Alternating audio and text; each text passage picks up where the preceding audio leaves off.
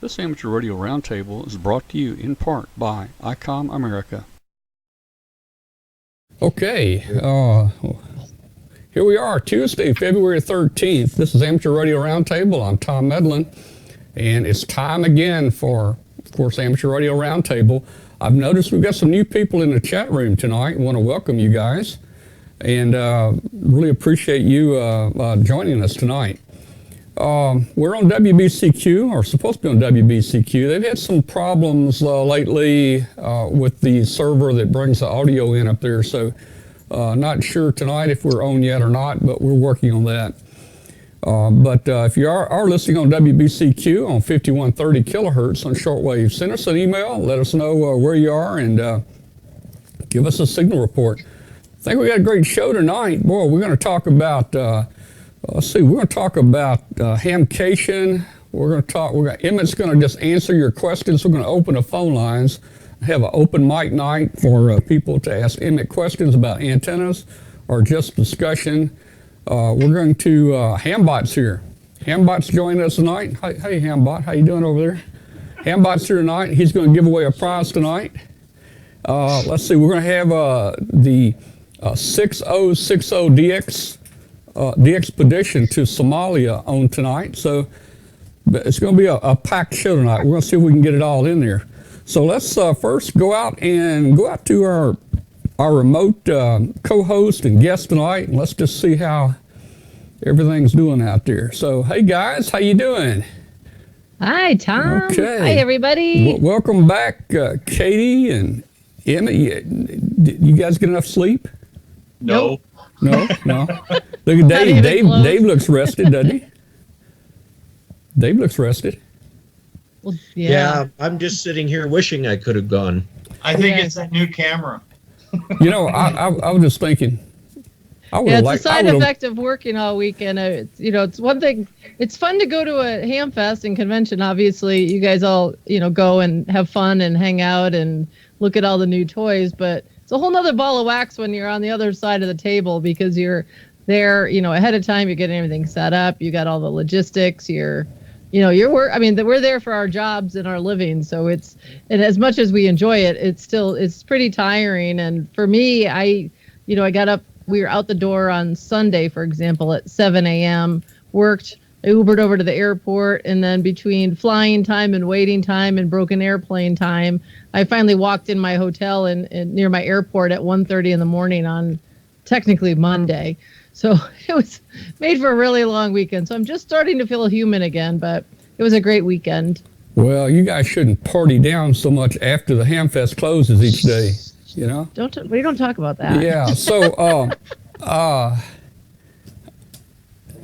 I'm glad you guys got back. I think you brought us some good pictures. I'm just going to get everybody back in here again. I'm shuffling 4 people in here tonight. Cool. So, hey, I know what I was going to say. I would have liked to have gone down here this year, and Kathy and I just discussed it, and it hadn't slipped up on us. We might have just come down here, but we didn't make it, man. Now it's over with. We'll try to make it next year. You should. It's really a great show, and it's a big place, just like the new location for Hamvention. And you've got the buildings. There's a lot of people that bring their big campers and camp out by the lake. There's a huge swap fest, and then even across the street or within the campgrounds, every year there's always, what is that thing? A big flea market, Emmett? That's always there. It's a huge flea market, and it's not necessarily associated with the Hamcation, but it's a flea market just the same. And it's pretty cool. And the facilities are really nice and cool. I mean, actually they were cool. And not in my corner, they weren't. Rochelle and I were both looking at each other. Those poor people. It's like your area, the air conditioning broke down, and it's 80 degrees out there. It was a really nice show. They're doing more and more every year, organization-wise, to make things work a little bit better. I had some opportunities to talk with some of the key players there, and I think this year, of all the years, I think the flow worked a lot better. I think we were able to get into our booths, and people were able to get in and get set up a lot quicker than any of the other years before. And that's all because of the good organizational skills of the new group of people that are working the show. All right, well, I tell you what, let's jump right into this because we want to talk about Hamcation. That's our first segment tonight. So I know Katie's got a lot of pictures queued up, and Emmett, did you bring any pictures or drone, or what do you got? Yes, I do. I got a couple of them. I'll bring them up whenever you're ready. All right, well, let's let Katie do hers first. Do you want to do yours first or my first? I got a bunch. You do yours first, Katie. All right, ladies first, right? All right, let me. That's the way it's supposed to work. All right, let's see if, here we go, share screens. Now, of course, because a lot of people stop by to visit, a lot of my photos are me with visitors and a lot of folks from the show. So made it for a lot of fun because, I would recognize call signs and then got to talk with everybody. So yay, there they are. So I'm just waiting for this. So Katie, did anyone come by that watches the show? Yes, a lot of people did actually. Here's one. Cool. I think it's Ken KN4GUS stopped by. And so let me just, where's my mouse? Let me just, there we go. I was looking for my little antenna. Here's my friend Frank Butler, W4RH. Frank is now an honorary vice president of the league, and he was a director when I first started in ham radio working for ARRL. And so I get to see him. He's now, I think, at 94, and he still swims every day. He lives up in Fort Walton Beach and still goes to Hamfest and very active and just one of the sweetest men you'll ever. Behind us is our booth, which I'll get some better pictures of in just a minute.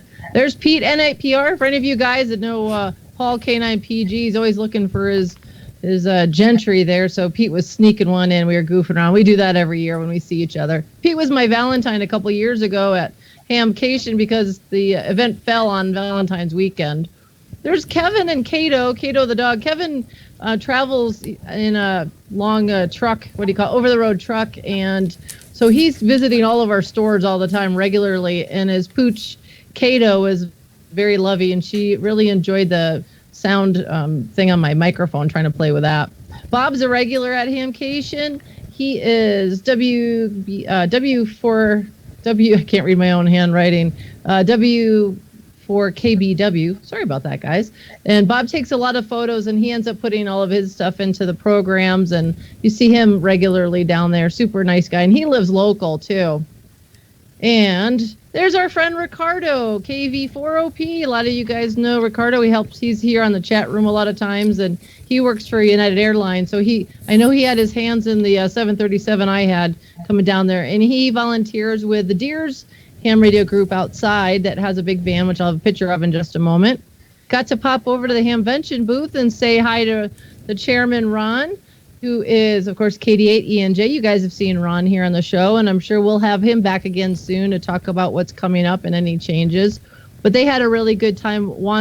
Not only people coming to the booth to talk to them, but they were able to get out and around and talk with a lot of folks as well. I did some wandering around. I didn't have a lot of time for wander. We were so super busy, but there's my neighbor from Idaho, Sholto from West Mountain Radio. Every time I went by to talk to them, they were always busy, but anybody who's using a sound card for their digital modes, you might have one of the Rig Blasters, and that's that company. There's Scott over at Vibraplex with his InRad microphones. He was doing a busy job there, keeping things up, and a sponsor of WRTC. Just took a little crowd shot. It was pretty busy there. You can see, actually, one of the things I liked about this was kind of a variety of people in the audience out walking around. There was quite a few young guys and gals with their kids. We had a lot of DX wandering around. That's always a good thing to see. This was a really fun thing, and I was telling my mom about Rick earlier today. Rick is W4THI, and I never forget his call sign because he, even though he lives in Florida now, his call sign is for Terre Haute, Indiana, because that's where he's from. And Rick is a real honest-to-God rocket scientist. And when I used to work at ARRL, he worked for Pratt & Whitney and come up to Connecticut periodically for work. And, of course, would always come to ARRL and visit and play at W1AW. And then we'd go out to dinner afterwards, him and a couple other folks. So we've maintained our friendship all these years, but we haven't seen each other in quite some time. So it was a real pleasure to be able to actually see Rick again and say hello. All right, here's this guy. You guys know Don, K4EAE, who's in the room. He took his hat off for the photo, so you couldn't see his call sign, but Don came by, and I said, well, we've got to get a picture for the show. So there you go, Don. There he is. He's our regular. I'm waiting for him to pop up and say something in the chat room. And There's Robin and Ruth from the UK. If you might remember when we went over there on vacation, we hung out with Robin and Ruth, Gulf 1 Mike Echo uniform and 2 Echo 0 Mike Hotel uniform. They were over here enjoying, and they actually came early enough. They got to go see the Atlas Heavy rocket go up into space, so they were pretty lucky for that time. The YLs did a great job sharing YLs and ham radio this year. Catherine AC4YL and Melanie AG4YL and Dawn WA4YL. They actually sat down with Gary KN4AQ from Ham Radio Now, spent about 2 hours with him and got to talk all about YLs and ham radio. So I was really excited that they had the opportunity to do that, and I always look forward to spending some time with these gals. They really do a great job of promoting women in amateur radio, and they also ran a YL forum, which was also well received and attended. So really exciting, and always good to see my favorite YL friends. You guys might recognize Mick. He donated the big prize last year for Dayton Hamvention. This is Mick from Comet Antennas. And so I popped by and said hello, and hopefully they'll hook us up again this year, Tom. I've already talked with Mick. I've already talked with Mick, and we're doing it again this year. Woohoo! All right. Well, speaking of the people that ran Hamcation, you might recognize Michael W4MCA on the right there, who was on the show. And when I saw him, I apologized for missing out when he was on. I had such a migraine that day, I couldn't bear to be with him. And next to him on his left is John, N4JTK. He's the president of the Orlando Club. And then Michael is the general chairman for Hamcation. He took over for Peter. And to their left in the red shirt is Bob, who's kind of the logistics chairman for all of the activities and events. And I apologize, I forgot Bob's call sign. But they did a great job. They were on top of everything, wandering through the crowds, talking with everybody. And Michael was really excited to have his first year under his belt, and was able to implement a couple new things he wanted to try out, and is already thinking about what he can do next, and said he's in it for the long haul as long as they'll have him. So I think that's really great. Now, another regular on the show. Oh, first of all, I went shopping. I did sneak away, and this nice new shirt with a 73, that's now home with me. I took that home with me. So you might recognize some of those shirts are made by our very own Ron K9ID and his lovely wife, Amy, for Gold Medal Ideas. They had lots and actually that blue shirt there I bought for Robin, but they were constantly busy as well. And Ron finally got a chance on, I think, Sunday morning to get out and go visit the show and check things out. So there they were. And back to my booth, one of the fun things I had, there's my boss, Steve, who is the national sales manager, the big tall guy. And there's Mark and James from our Atlanta store. We had these bongo ties. It's a really neat little product that the owner sent me that I could give away to folks to give a try. So anybody who has various things to tie up, they're kind of neat. So needless to say, they didn't last too terribly long whenever you put some freebies out. But people were really liking them. And Robin found a good use. He was able to tie up the T-shirt I gave him and attach it to his belt. So there's I snuck out in the morning and took a picture. There's MCOM1 and Emmett, which antenna is that? That is the Radio Wave Sentinel hex beam with the 40-meter linear loaded element add-on. It'll go from 40 meters to 6 meters. Is that the one you brought to Field Day? Yes, as a matter of fact, it is. I thought it looked familiar. Yep, it's almost the exact same model. Oh, very cool. So it was pretty quiet there. And there's the Deers van. And I see Kathy and Larry Blake back there. And, of course, next to Deers. And then on opposite of them was where the prize and info booth was at North Hall. So you had to work your way to an entirely other building from where you came in order to drop off your prizes. There's our friend Kevin from BioNO Power. So anybody who's doing field work, taking the radios out in the field, BioNO Power, boy, I tell you, his batteries are something else. And the Leah family, I know they're using those a lot when they're out doing some of their satellite work and others. And they're very active. They travel around the country and attend events and do a lot of club presentations. So it was good to see him there again. So you had to work your way all the way to the back of the building. Here's their prize, for the prize bucket for the show and information center. As you can see, it was kind of empty. I snuck back and managed to grab a picture with Mickey Mouse and my new sunglasses I picked up at Ron John down at Cocoa Beach. So that was just kind of a silly photo to sneak in there. Emmett told me a little secret. If I needed a place to hide out, I can go grab a little respite from the crowds inside of MCOM 1, so I took advantage of that and snuck in and ate my lunch in there on Saturday. I did let him know, so when the door opened, I just kind of went eek as a joke. This is Randy KB3IFH, who makes QSL cards, and he had them all on display. And Randy makes my cards and does a great job with them. And so it was nice to see him as always. And he had Jeff, as you know, Jeff, who makes all of the great artwork, KN1SS. Is that right? Is that right, Tom? He made the, oh my gosh. I told you I was tired. My brain isn't working. Anyway, that was Randy with a bunch of QSL cards. And these two guys here are the new owners for Step IR. They've taken over the company. And I unfortunately didn't catch the guy on the left's name who's holding his radio, but he just passed his license and bought his very first radio, came right over to our booth and was going home with his first radio to play around with. So that was kind of fun and exciting. It's always fun when you meet a new ham and they get their first radio. Oh, that was me when I snuck inside of Emmett's van, eating my lunch bar there. And Emmett came out and he surprised me. So that was just you got to sneak some fun into these shows. Okay, here's another one of our viewers, W0AO Bob.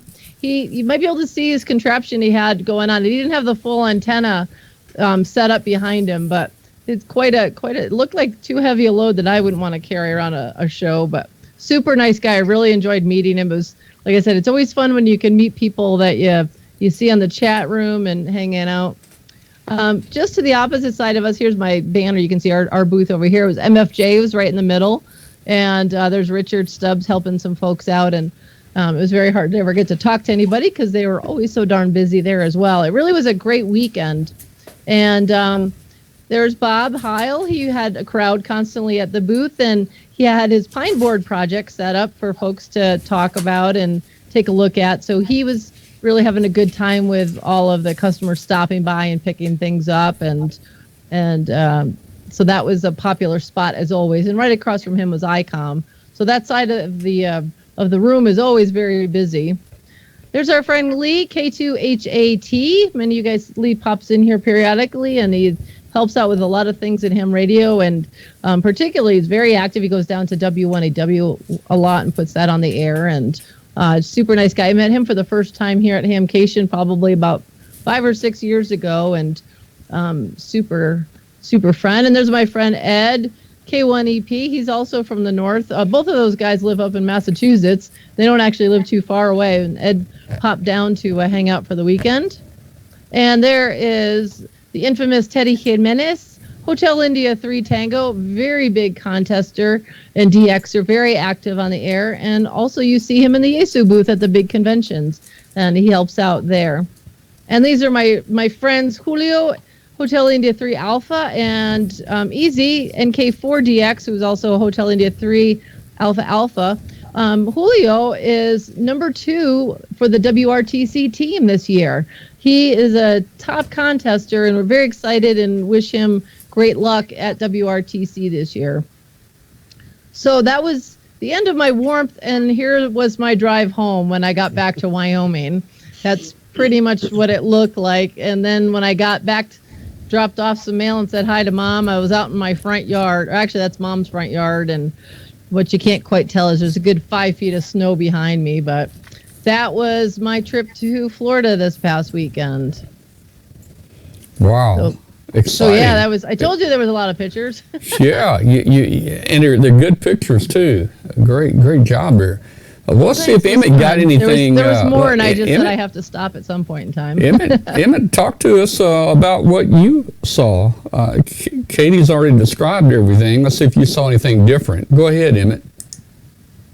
Oh, my turn now, huh? Yeah, your turn. Yeah, finally. I offered to let you go first. That's okay. Ladies first. Besides that, I'm not as well organized as you are right now. So, okay, can you see my screen now? Oh, yeah, I can see me on your screen. There we go. Well, of course, my very first picture is of our hex beam. That's our Sentinel that works 40 through 6, and that's what we set up at the show. There's MCOM 1.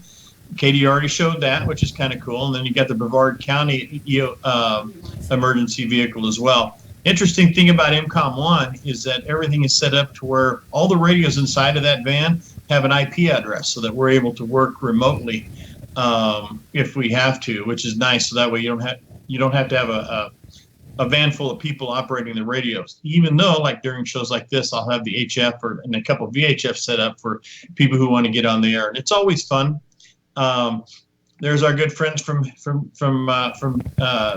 Deers. There's Larry. Larry, there he goes. And hey, who's this young lady? I think that's Faith Hannah. Yes, It is. There we go. I was kind of mugging her with the camera there.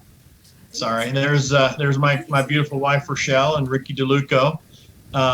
They're just talking about antennas, of course. Rochelle was so busy during the show, manning that booth, and then I, of course, had to babysit the MCOM 1 and also answered a lot of really good questions outside. This is the first year that neither of us had a chance to even take a break, which, of course, next year we're going to be bringing more people so we can better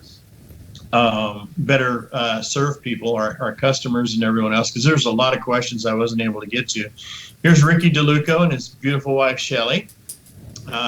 There's Mr. Toubideau. He runs the Rain Ham Fest down in Rain, Louisiana, and that's our next big show. And I'll tell you what, as far as the Ham Fest is concerned, that is such a cultural event.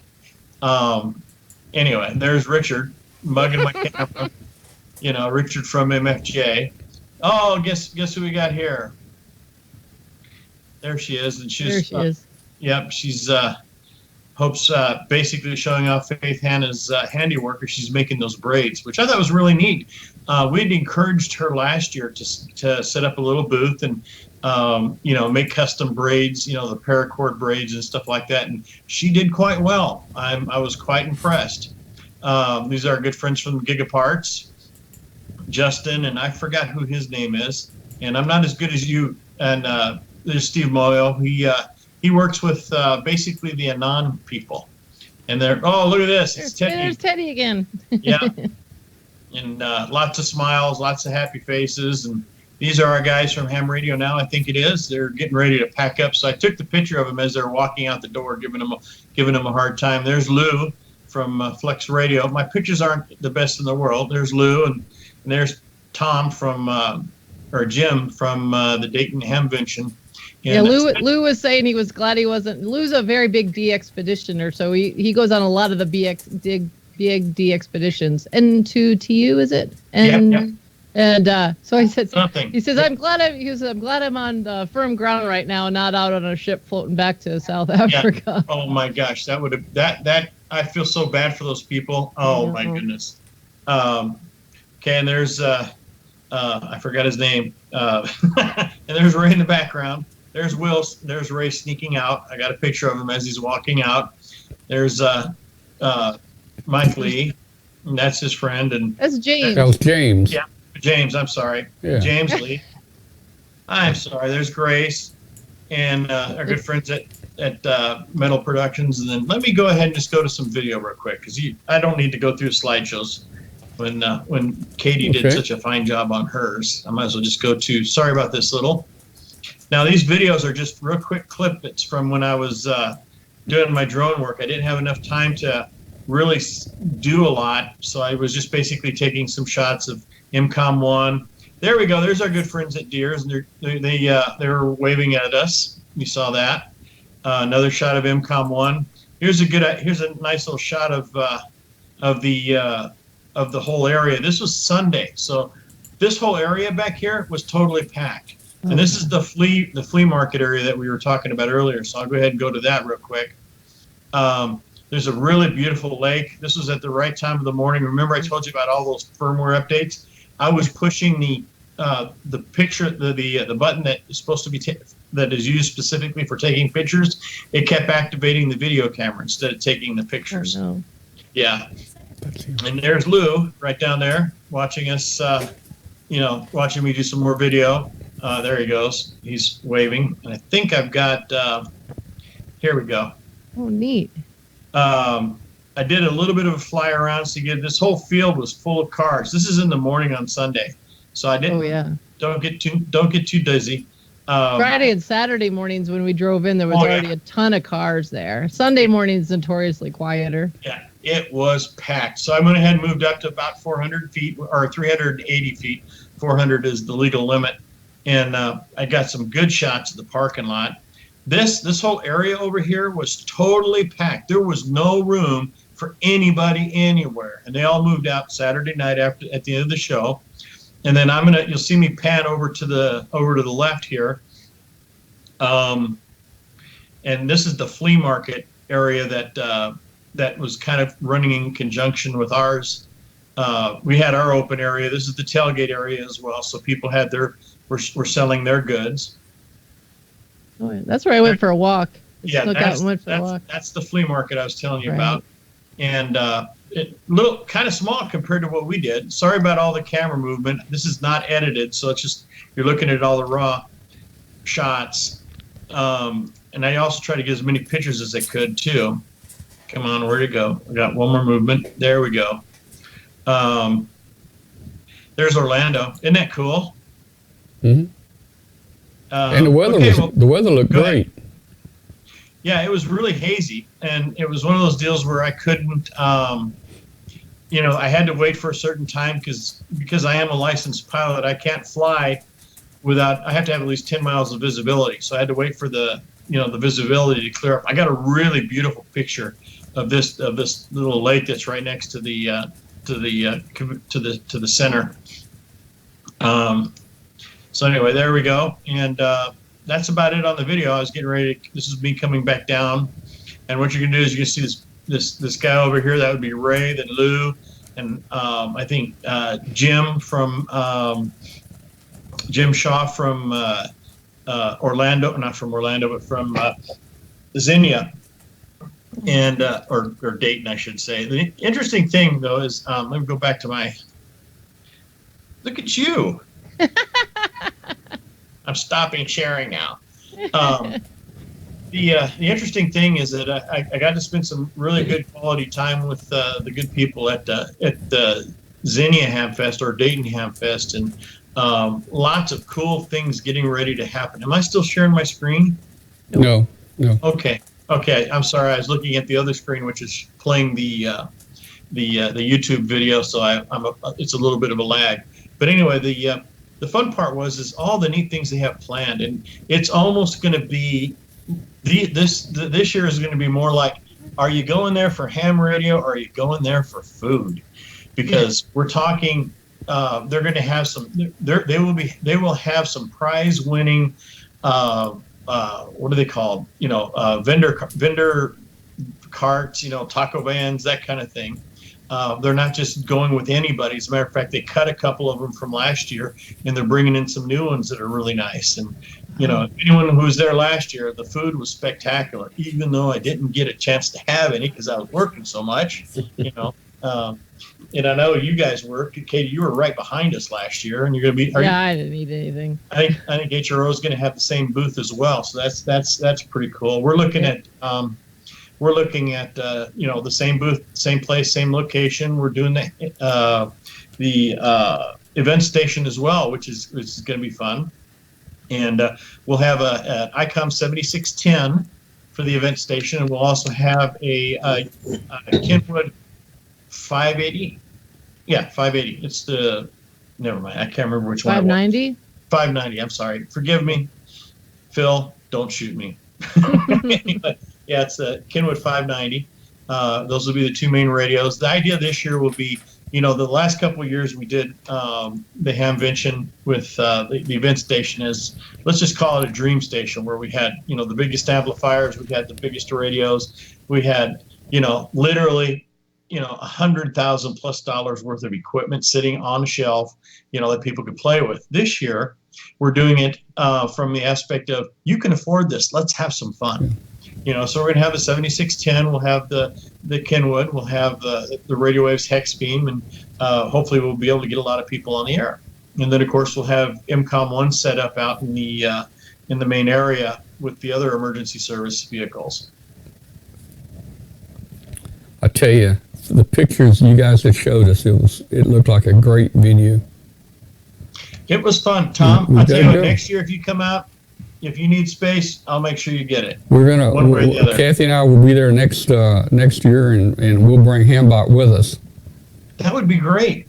Yeah. If you can do it, that would be fun. It's a great show. It really is. And to me, it's a great way of how do I say it? It's a great way of starting the year off. Rochelle and I both look forward to the show, because it's one of those shows that it breaks the ice quite literally, and it helps us start the season, and it kind of sets the tone. And honestly, as Katie said, everyone I talked to, everyone was busy. There was a lot going on. A lot of people getting things that they really want and need, and a lot of really good questions. And I was really appreciative of that. It almost felt like I wasn't able to get the hex beam set up on Friday, or actually Thursday, because of some scheduling conflicts with somebody. And so I ended up having to set my hex beam up on Friday. And my setup started about the time the show started, and it turned out to be a really good question and answer session for a pretty good sized crowd around us while we were putting the hex beam together, which was just me.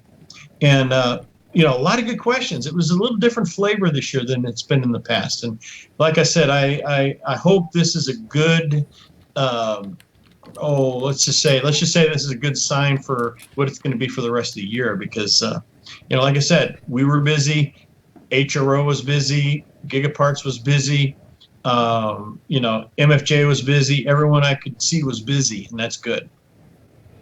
Well, great, guys. I tell you what, we're gonna be there next year. Save us a place there, You're gonna have Emmett. to go.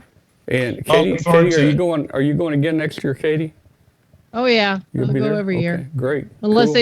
they decide not to send me. And even then, I'll probably still go. Yeah, I was gonna say, Katie, I'll tell you what, you've got a job with us if they don't do it. So I think we're gonna go down, and Dwayne's gonna go next year, and then we're gonna go down to Key West for some vacation time afterwards. Yeah, that'd be cool.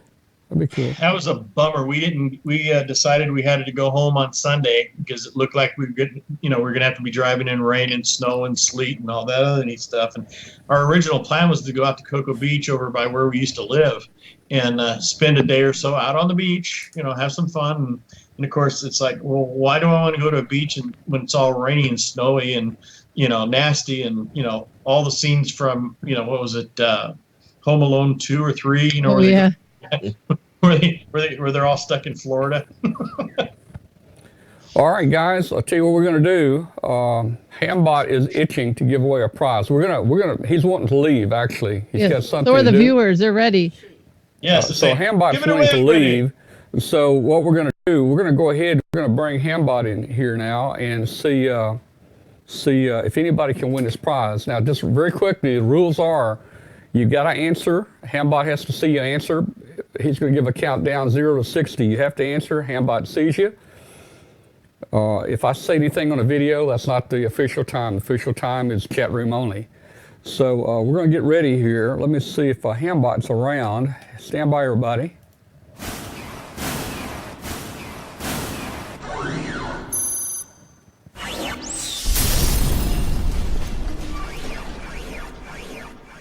All right, so Hambot says he's ready to go. All right, Hambot.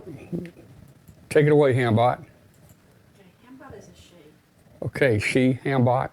I didn't know Hambot was a she, but I guess it is. I thought Hambot was a boy. Okay, let's see. Admins are eligible for prizes. That's always been our policy because they volunteer and work hard and don't get paid here. Okay, this is for a digital multimeter. Hey guys, look. Hey, you need one of these to throw in your truck. You really do, man. This is what it's good for. Throw in a truck, believe me. All right, let's see. Everyone should have a Hambot. Everyone should have a multimeter on hand. Okay, Hambot There says he is. we've Hey, got a winner. Dave.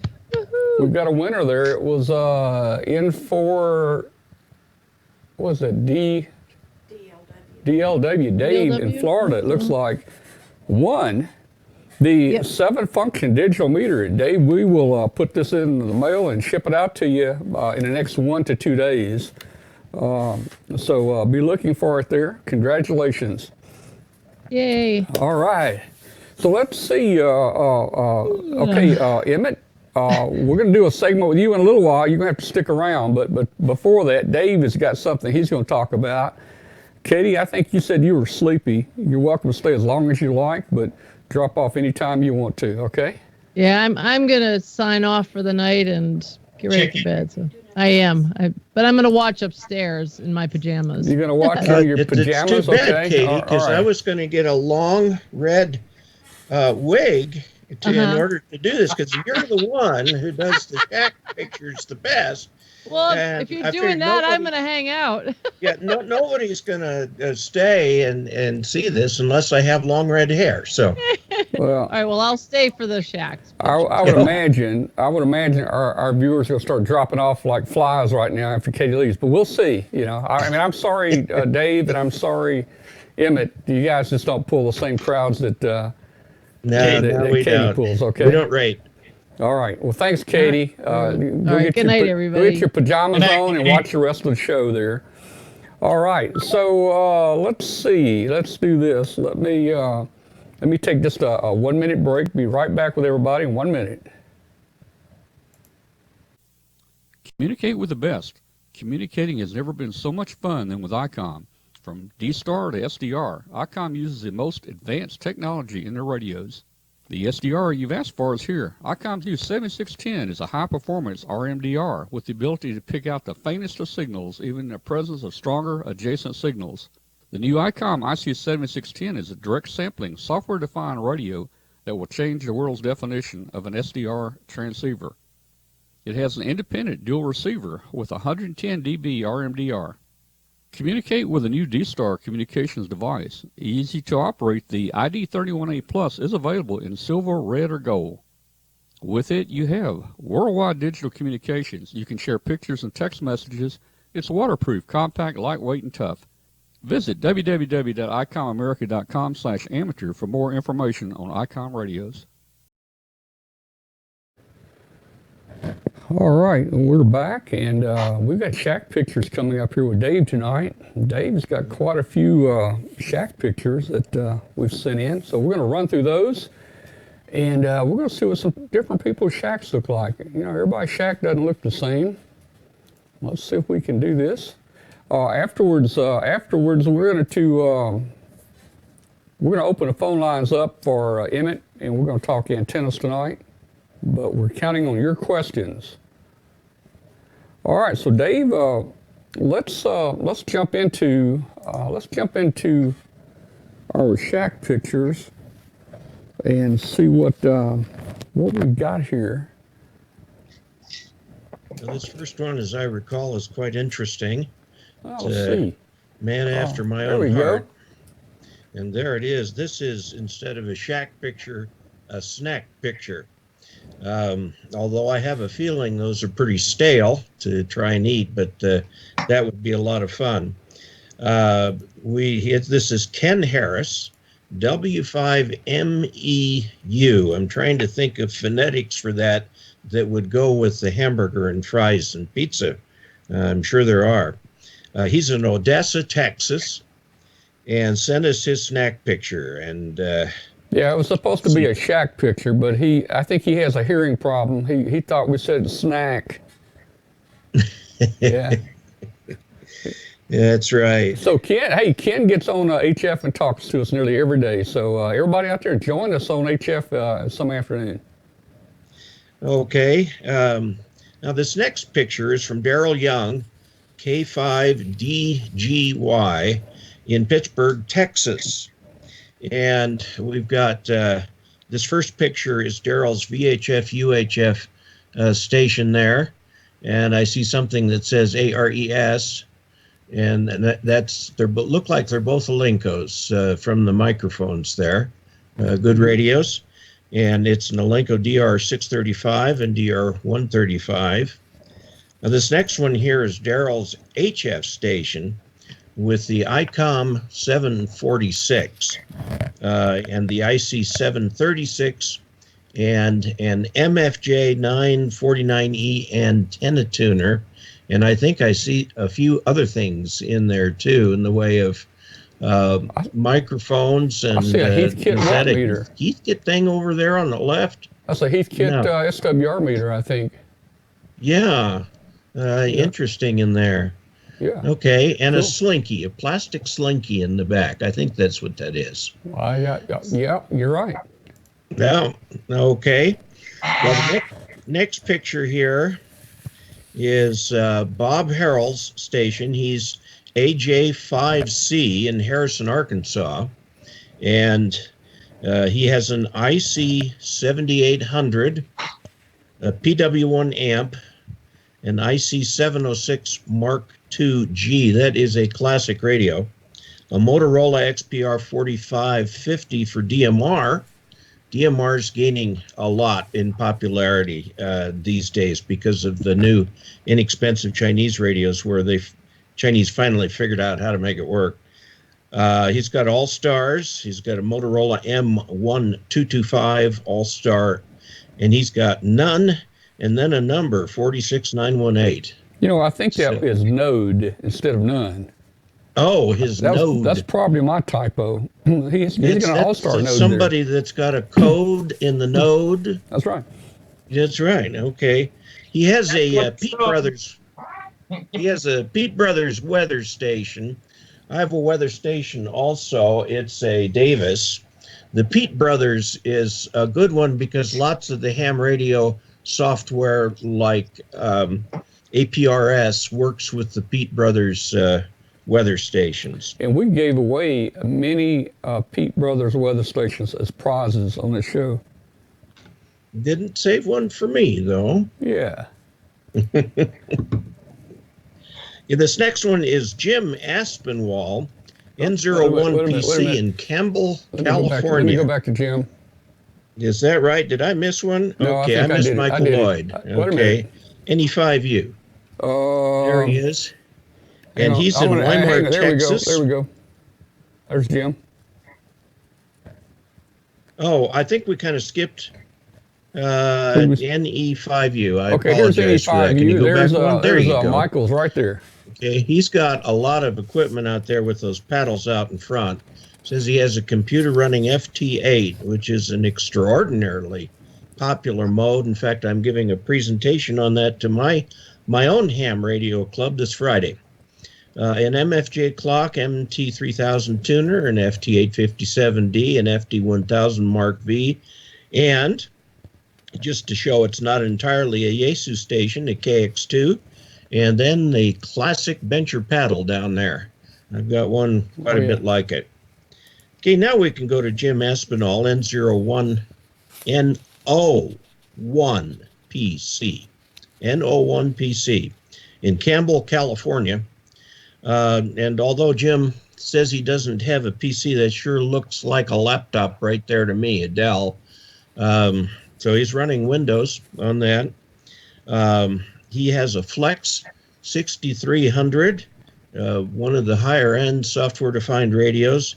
He also has a KWM2, which is a higher end radio. And back in the 50s, that was one of the very first commercial transceivers and is a classic rig. And I haven't seen one in quite a while, but that was a groundbreaking radio. A Heil PR35 mic on the Flex and a Heil GM5 on the KWM2. And he has an amp.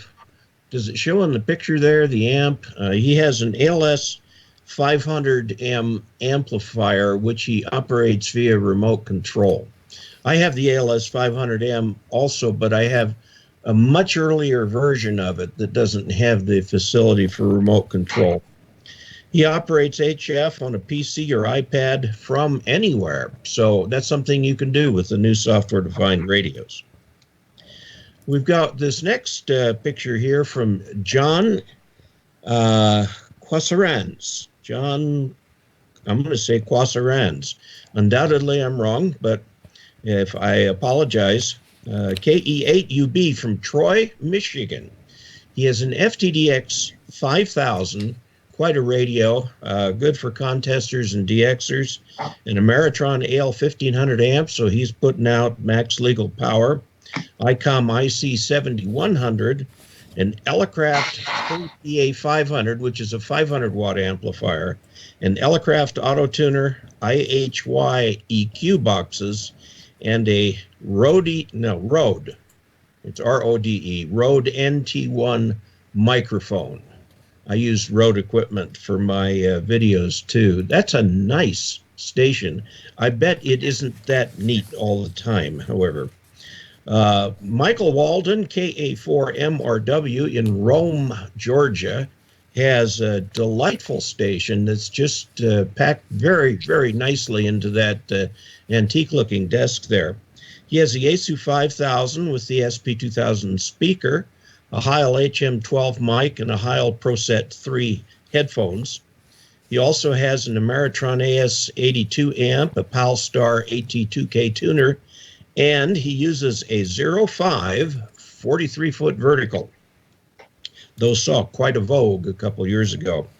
This next one is from Esteban Romagni, who goes by the name of Steve, in W4 DTA in Collierville, Tennessee. Steve lives only a couple miles from Tom.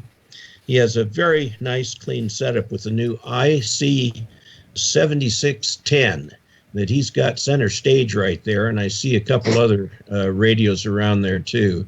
And I'll tell you what, it is nice to have the nice big monitor to see all the things that are going on. Next picture, beautiful shack, and I'm sure it's just that pretty all day long too. I sense a woman's influence in here. Tom has a Yaesu FT991, the popular new rig that they have, the VX6R, a Macom M71000 and a P7200, and he has the Vertex Standard, which is actually Yaesu, VX3200, a BXA150, and a VX800.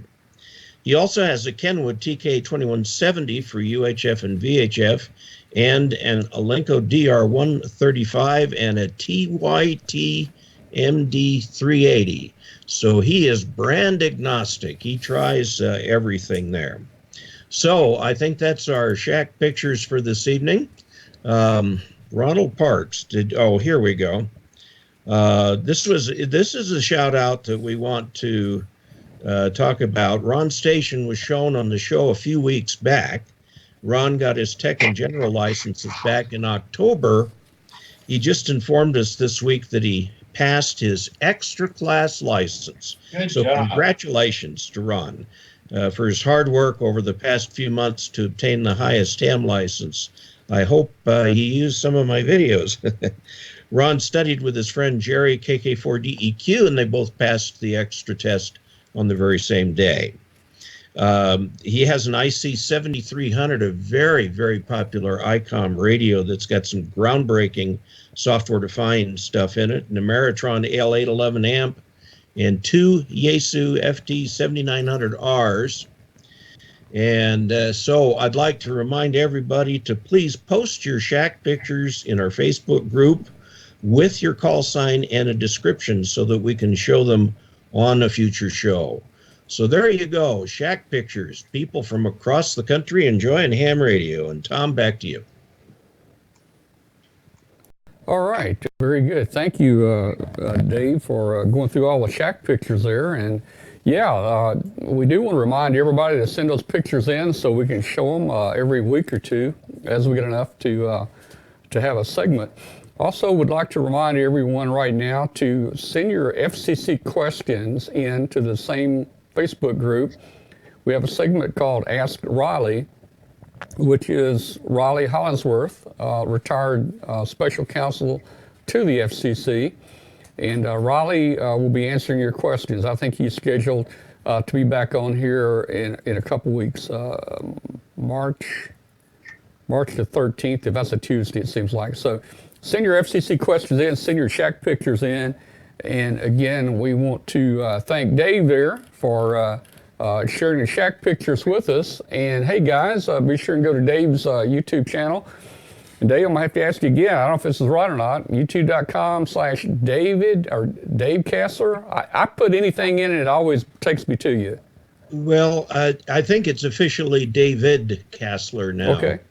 And I'm going to try something, and I'm going to blame you for it. Okay. This Saturday at 10 o'clock Mountain Time, I'm going to host my very first live show on YouTube, and I'm going to make it sort of an informal, let's get familiar with the Morse code kind of thing, and try that every Saturday morning for a half an hour, and try and make it appealing to those who've never heard of the Morse code, to those who just want to get their speed up a little bit. And I have been playing games, getting the right software and everything, and have come to find out that doing a live show is really hard. So I have a lot more respect for you, Tom. It's a lot of work to put that together. Well, you'll get there. In fact, Dave, I tuned in the other day on your first test. I don't know if you saw me, but I left a comment. Oh, that was entirely accidental. Yeah. I clicked on this thing on YouTube and I says, I wonder how this works. And then by the time I looked up, I had 75 people looking at it. So. Oh yeah. I left you a comment and said you were coming in good here in Collierville, Tennessee. Well, yes. Well, good luck on your live webcast there and in teaching Morse code. I think you'll have a lot of fun with it. And anything we can do to spread the word about ham radio, that's what we're trying to do here. Dave, thanks a lot. You're welcome to stick around if you want to. We're just going to open phone lines up with Emmett here in a minute, and we're gonna just let people call in, and if they've got antenna questions, and let him answer it for a while. And we're running kind of late. I may try to get the Somalia DxPedition in here toward the end. I don't know, but we'll see. So thanks a lot, Dave. We're going to go on over to Emmett now. And Emmett, are you ready for this? I'm ready. All right. So let me get the phone number up there for everybody. Oop, let's see. I got to get the right picture up. That's okay. You can have David look like there me. we go. Okay, let me now. I am looking forward to your show, David. I'm gonna try and tune in a little bit on Saturday, because I know it's a monumental effort to get it going the first couple times, and if anything, I'll be there for moral support, if you know what I mean. You. But I'm excited, especially the Morse code side. So many people. I actually think there are more people learning code now than there have been in a long time, and it's because we don't have to do it anymore. And there's a unique mystique about Morse code that just once you start using it, and it kind of pretty much sticks with you for the rest of your life. And anyway, it's just kind of cool to hear how crowded these bands are, especially in the Morse on the digital side. And I know that there's a lot of people who are using the keyboard to keyboard method, but you can still hear the people slinging the keys, the straight keys and the bugs. So it's cool, and I'm really glad you're making that effort to help educate people. I'm gonna probably let a couple people know too that are part of clubs and so on that you're going to be doing that, and hopefully they'll draw in some good listeners and hopefully they'll learn as well. Yeah, I've got a technique I'm going to try, and when that flops, I'll try a different one. Well, keep going until you can't. Is all I can say. And I do appreciate your videos too. I recommend people looking at your videos quite often when they have some very basic questions, because you do a good job of explaining some some of the nuances of our hobby, and it's better to let you do it than have us restate something that you did such a good job at. So. Yeah, well, thank you. You're welcome. All right, so I've got the phone number up, 901-286-1116. If anyone would like to call, here's your chance. We don't have any specific presentation. Emmett, I thought you were froze. You were just reading, right? Oh no, yeah, I'm reading the screen. Still. I've got a screen off to the side here. Hey, okay, we got a phone call coming. Let's see if I can catch this call here. Hello, who's on the phone? Bill Horn, W40WH. W3, I think that was W3WH. What's your name and where are you located? Whiskey 4 Echo Whiskey Hotel. Oh, okay. W4EWH. Your name and where are you located? Bill from Electronic Burnsville, warfare Carolina. hat. Yeah, well, name again? It's Bill, Bravo India Lima Lima. Bill, okay, Bill. Hey, And Bill. where are you located? Burnsville, North Carolina. Burnsville, okay. Okay. What's your question, Bill? I've got a question about antennas for Emmett. I have an 8040 trap dipole I put up, and I was really surprised at how much I had to shorten the 80-meter legs after the traps due to the inductive effect. And I wonder if I can put a viable 160-meter element on there with another trap, and how well that would work out if I did it. It would work to an extent. You'd be adding another 15 more feet. It wouldn't be that efficient on 160, but it would be better than a ham stick at 160. One of the things that we do when we do our coils, they're generally longer, or not the coils are longer, but we make the antenna longer because the people in North Carolina and the people in California, for whatever reason, antennas appear to be longer and shorter. So we try to fail on the side of making sure the antenna is longer or long enough. And so consequently, that's why you had to shorten things up. Yes, I've experimented with adding one more coil to the mix to give you that 80, or that 40, 80, and 160.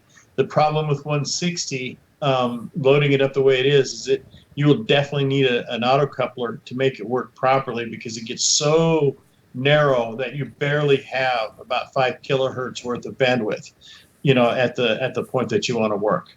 At least that's been our experience so far, building a dipole like that. Would it be easier and/or better RF-wise to have a 160 element separate from the 8040 trap dipole, just with perhaps a coil to shorten it? Yes, because what's happening with the 8040, you've got that one coil which shortens it up, and then you'll have a length of wire. Then you have another coil that shortens it up, and it kind of breaks up your current over a space. But it's a little bit more efficient if we can figure out how long you want your antenna to be, and then we put the coil in let's say a more opportune position where you can get more current, up into the air and basically not have to deal with a lot of the voltage issues that you would otherwise. Because with those other coils, with two coils, the way it's set up, you're looking at one the voltage will skyrocket a little bit, and then the second coil, it's going to be sky high. And when you're in environments where you have lots of humidity and stuff like that, you'll notice that you have a little Tesla coil going on out in your backyard. We had that problem with someone in Louisiana where they had like 100% humidity and salt water and everything else. And we just experienced over time that if we can position that coil in the right place, keep the voltage down, bring the current up, and find a nice little balance, things work out a lot better that way. I see. Well, thank you. Appreciate it. You bet. All right, thank you. Thank you for calling. Thanks. Good night. Okay, I think we just missed another call. 901-289, is that right? 901-286-1116, don't you know my number? Here we go. Here we got another call here. Who's calling? Hello, Tom. This is Russ, KG0BK. Haven't talked to you in quite a while. Hey, Russ. KG0B, what was the last letter? KG0 Burger King, BK. Yeah, yeah, okay. I got you now. That's I got good. You. I like that. Yeah, hey, Russ, and where are you located? I don't remember. We're in Iowa. We're in Dubuque, Iowa. Okay, Dubuque. Okay. Originally spent most of my life in Omaha, so we're kind of close to that area. Cool. Hey, I lived in Red Oak, Iowa, and that's where I had the pirate radio station. I know Tom remembers that. Yeah, in Red Oak. Yeah, I thought you would. Oh, yeah. And so we were only 50 miles apart. But my question, Emmett, was I've been on 40 meter dipole for quite a while using a tuner, and it worked quite well in a HOA environment. Needed to get a little more power out without using an amplifier, so I went to the doublet antenna, which is basically still a 40 meter antenna filled with ladder line instead. That has worked so much better, I can't hardly believe it. Is that just a location thing, or do you think that the ladder line is probably, I shouldn't say windowed line, the 450 ohm windowed line? Right, do you think that is better than the coax? Well, what happens is that that twin lead becomes part of the radiating circuit as well. So you end up having both a vertical and a horizontal component in your signal until you reach the point where you have that matching section where it basically chokes everything off. So consequently, you've got a lot more wire in the air than you would with a standard dipole. And by having that, you have the sense of you can hear more. And in some cases, you're transmitting in such a way that you've got a vertical and a horizontal component. So that gives you that feeling of actually getting a little bit more out than you would have otherwise. One other antenna that I've really enjoyed is the double bazooka on 30 meters because it works like a loop, but yet it takes up the same space as a dipole. You get a little bit more gain over the dipole, but it has all the features of a loop, meaning it's quiet. And in the digital realm, when you're trying to fight a lot of background noise and so on, it really helps. On your doublet, if you tune your doublet to where it works, as in you adjusted the doublet to where it's resonant on the frequency that you're trying to operate on, it will definitely give you that extra oomph that you were looking for over the standard dipole, because you literally, like I said, you've got a vertical and a horizontal element. And quite often, especially on 30 meters, there are a lot of people with vertical antennas and quite a few with horizontal, and you're just able to pick them both up, which is kind of nice. Okay, well, that helps. But my son, I'm only advanced class, and I'm probably going to stay advanced class the rest of my life. But my son's an extra class, and he says, Dad, you just think you've got more.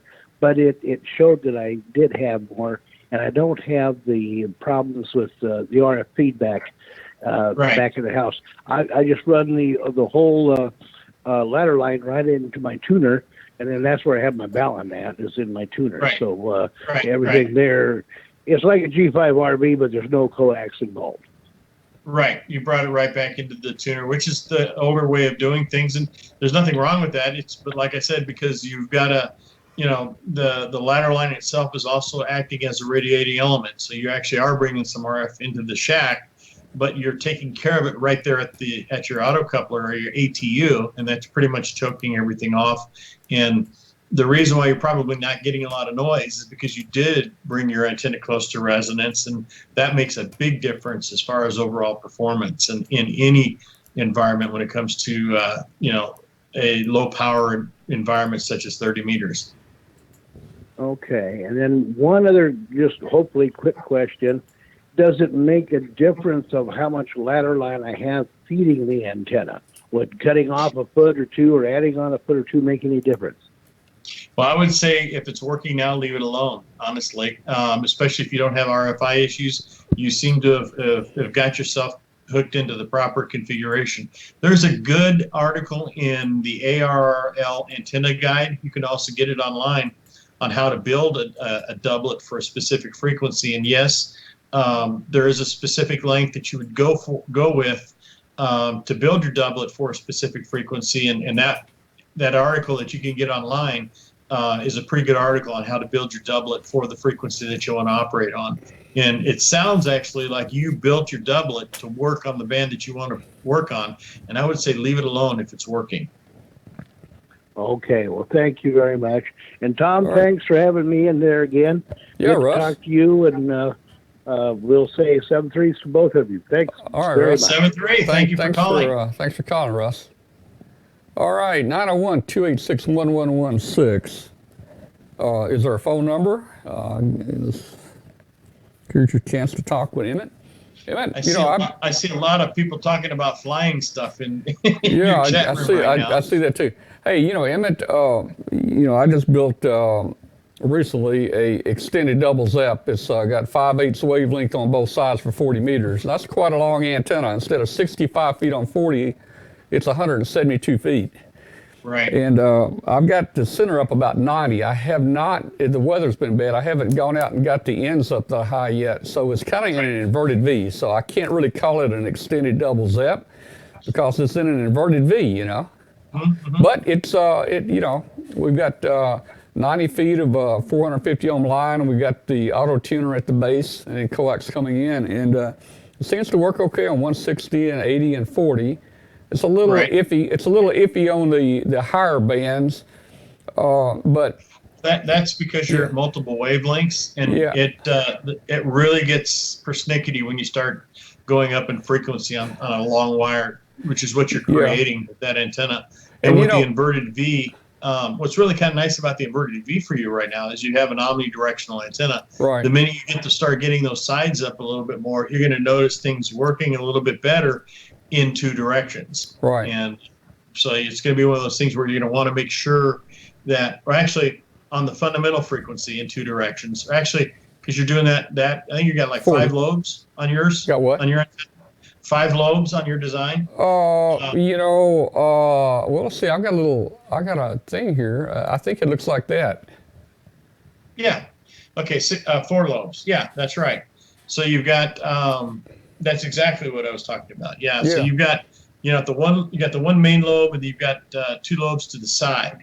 Yeah. And then by going the inverted V route, those 2 side lobes become a little bit bigger, and the one main lobe starts to shrink in a little bit. So the nice thing about it is that you've got ears like crazy on 40 meters, which is nice. Well, I may leave it in an inverted V. I don't know. I know if I go horizontal with it, it becomes directional in 2 directions.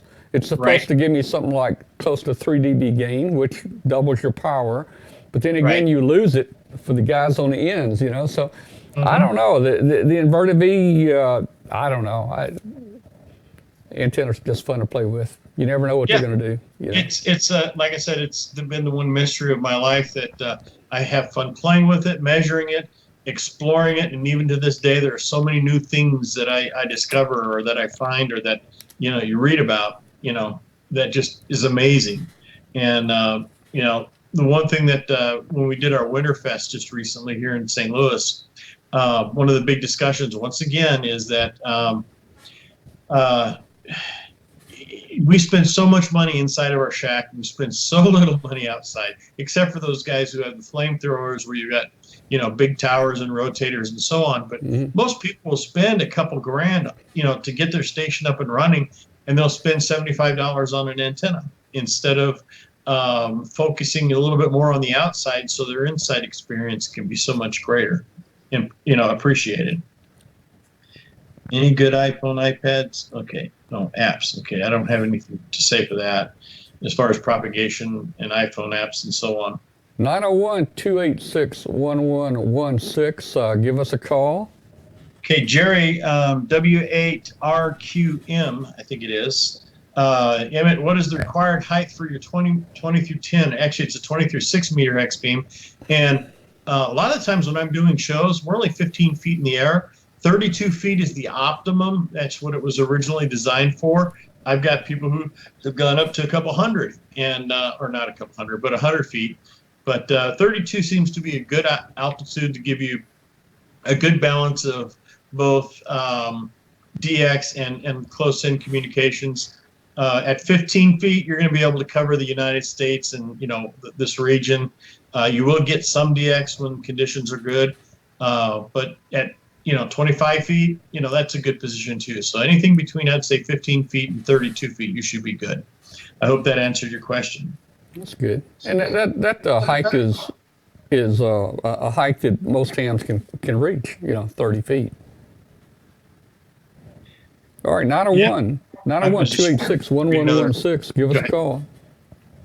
Yeah, and we're going to have to take maybe one more call, and I'm going to probably have to call in a night too. I'm still feeling the MCOM-1 lag. We drove MCOM-1 all the way up from Orlando up to St. Louis. That was and back, of course, but that's a fun drive. I was actually tempted to stop by your place along the way, Tom. Well, you should have, and hey, you could have spent the night here. I would have charged you only half of what I charge other people. Thanks. You know, I might take you up next time I do something like that. Yeah, you guys come through. We did end up stopping off along the way. One thing we've discovered is that as we've gotten older, me going 24 hours at a time, especially after show, is getting a little too much, and especially when I have to go with, and start and do and work the very next day. Someone did ask you, what is your opinion of a random wire antenna? Random wire antenna will allow you to get things working, but they won't be that efficient. Quite often you'll have to use a matching section to make things work. And needless to say, it won't perform as well as the tuned antenna, but it'll get you there. In other words, it's a compromise. If this is all you've got to work with, that's what you go with, kind of a deal. All right. All right, well, we're going to move on, Emmett, to, I've got a segment here that I did with my friend Adrian down in Somalia. And, okay. We're gonna put that on here next, and then we'll go to Hangout after that. So we're not running we're running a little late, but we're going to be through by about 9:30 tonight. Thanks a lot, Emmett, for coming on and answering questions. We appreciate it. Thank you, Tom, for having me on again. Just let me know anytime. And just to let everyone know, MCOM-1 is going to be spending a little bit more time on the road.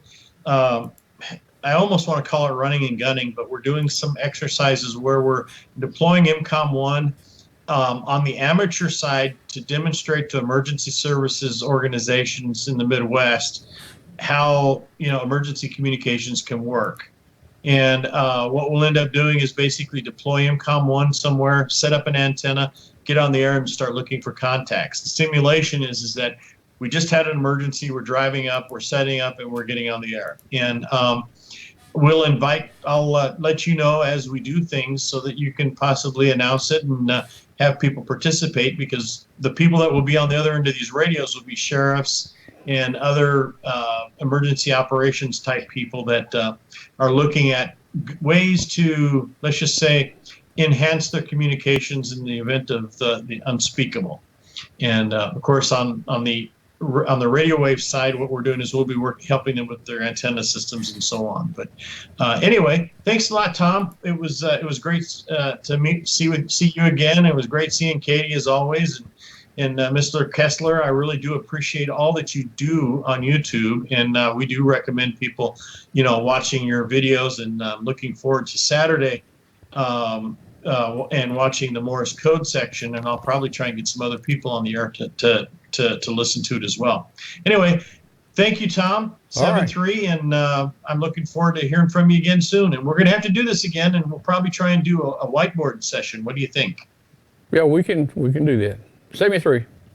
7-3, sir. And I see Dave's still in there. Dave, what do you think about Somalia? Let me get my picture off here.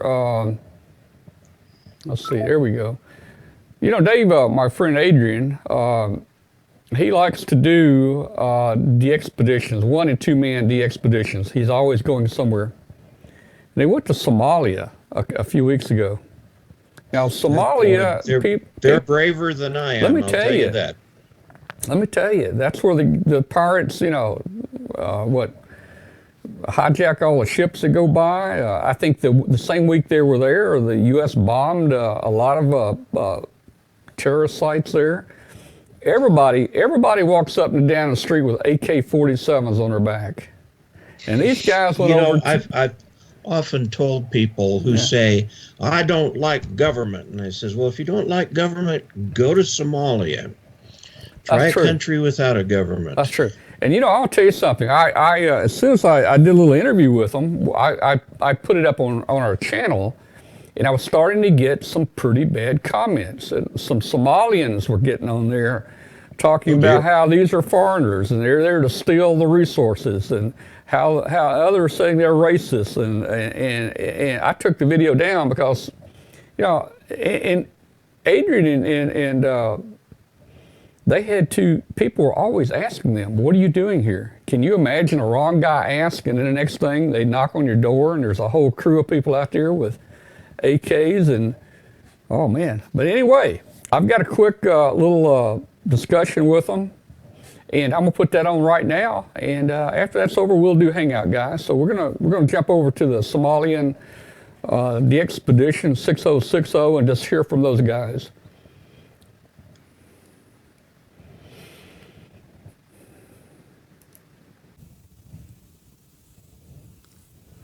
Well, hey guys, well, it's time to go to Somalia, and with me right now is my friend Adrian, KO8SCA, and with Adrian is also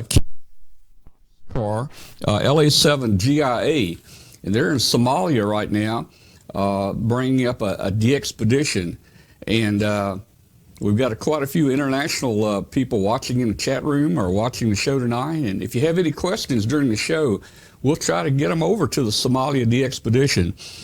So let's bring in Adrian and Ken. Yeah, Ken from Somalia, and see how they're doing. So, hey, welcome guys. How you doing? Good. Hi, Tom.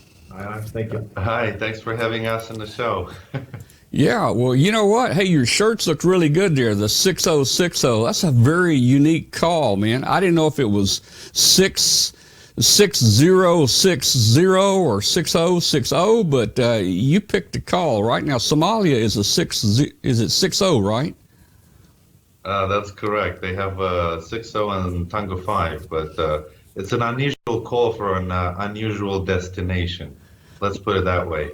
Well, I tell you, it is an unusual call, and it's a very interesting call. I think it'll help you guys get a lot of interest in trying to work you out there.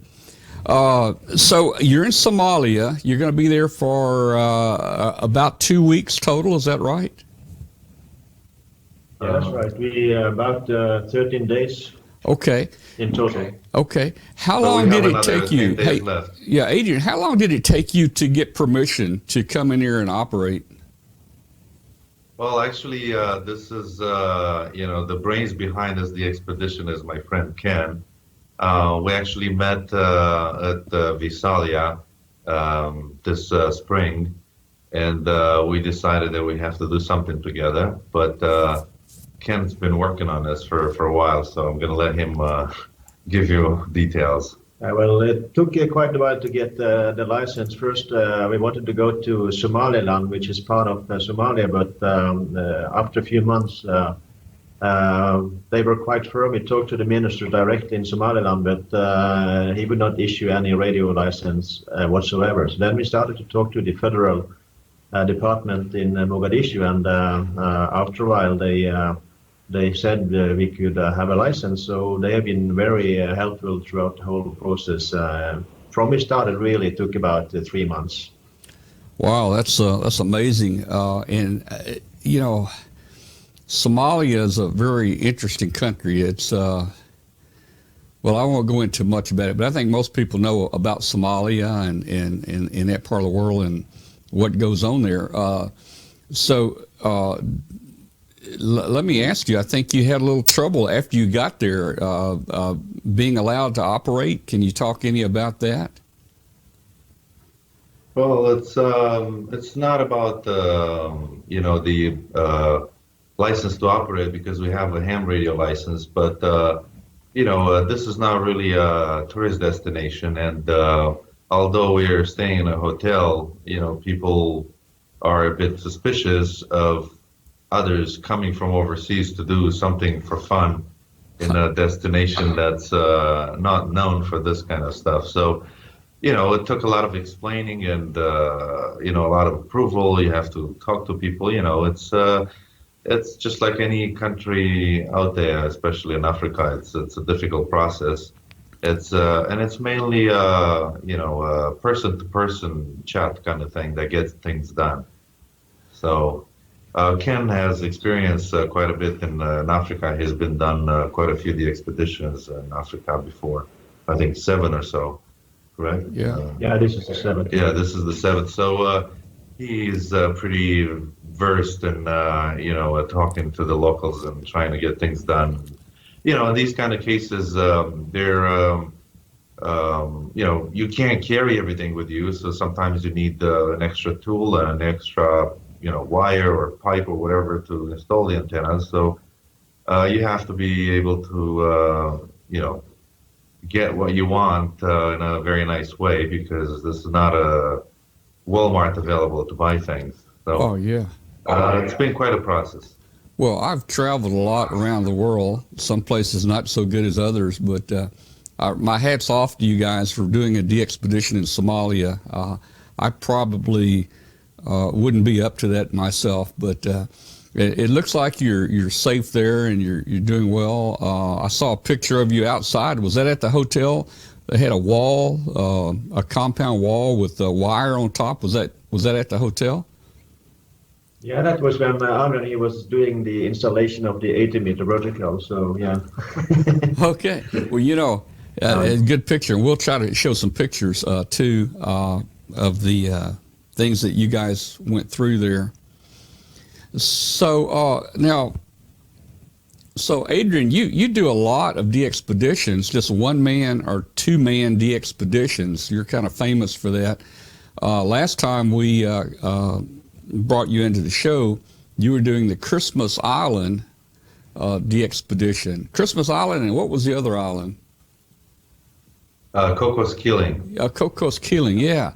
And that was kind of cool to bring you guys in from that part of the world, and now you're over in Somalia. So I know you had a little delay. Your equipment didn't show up for a few days. Some of the equipment didn't show up for a few days. Did that delay you getting on the air?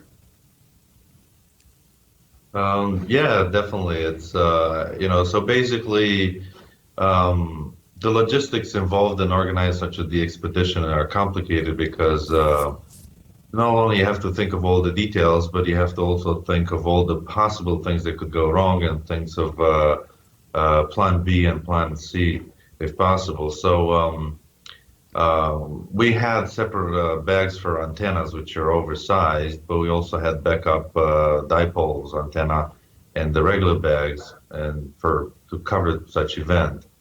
So we changed a few planes to get to our destination here in Somalia, and the last flight that we used, basically the bags never left the the airport. Although we have been assured they got into the plane. This is Africa. Oh, wow. Nothing works the way you want it, and after a few smiles and promises, we weren't convinced that things would go straight, but Ken's contact actually here in Somalia that actually helped us a lot. He was the one that made some phone calls and moved a few strings, and after a few days we've got the oversized bags with the antennas. Okay, so how's it going there? You're making some contacts now. How's the DxPedition moving along? Well, let Ken give you an overview of that. Yeah, it's going well. It's not like in vacation.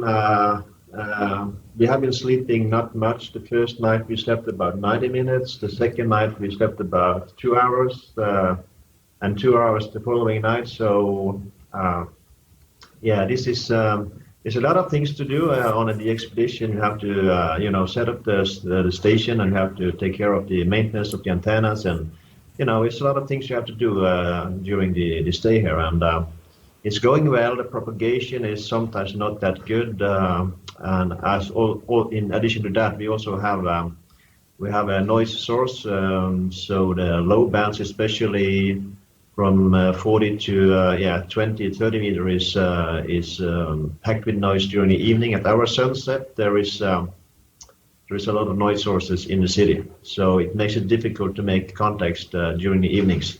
But there is a football stadium which is about 300 meters away from the hotel, and they switched the stadium lights off at about midnight local time. It's about 20 UTC.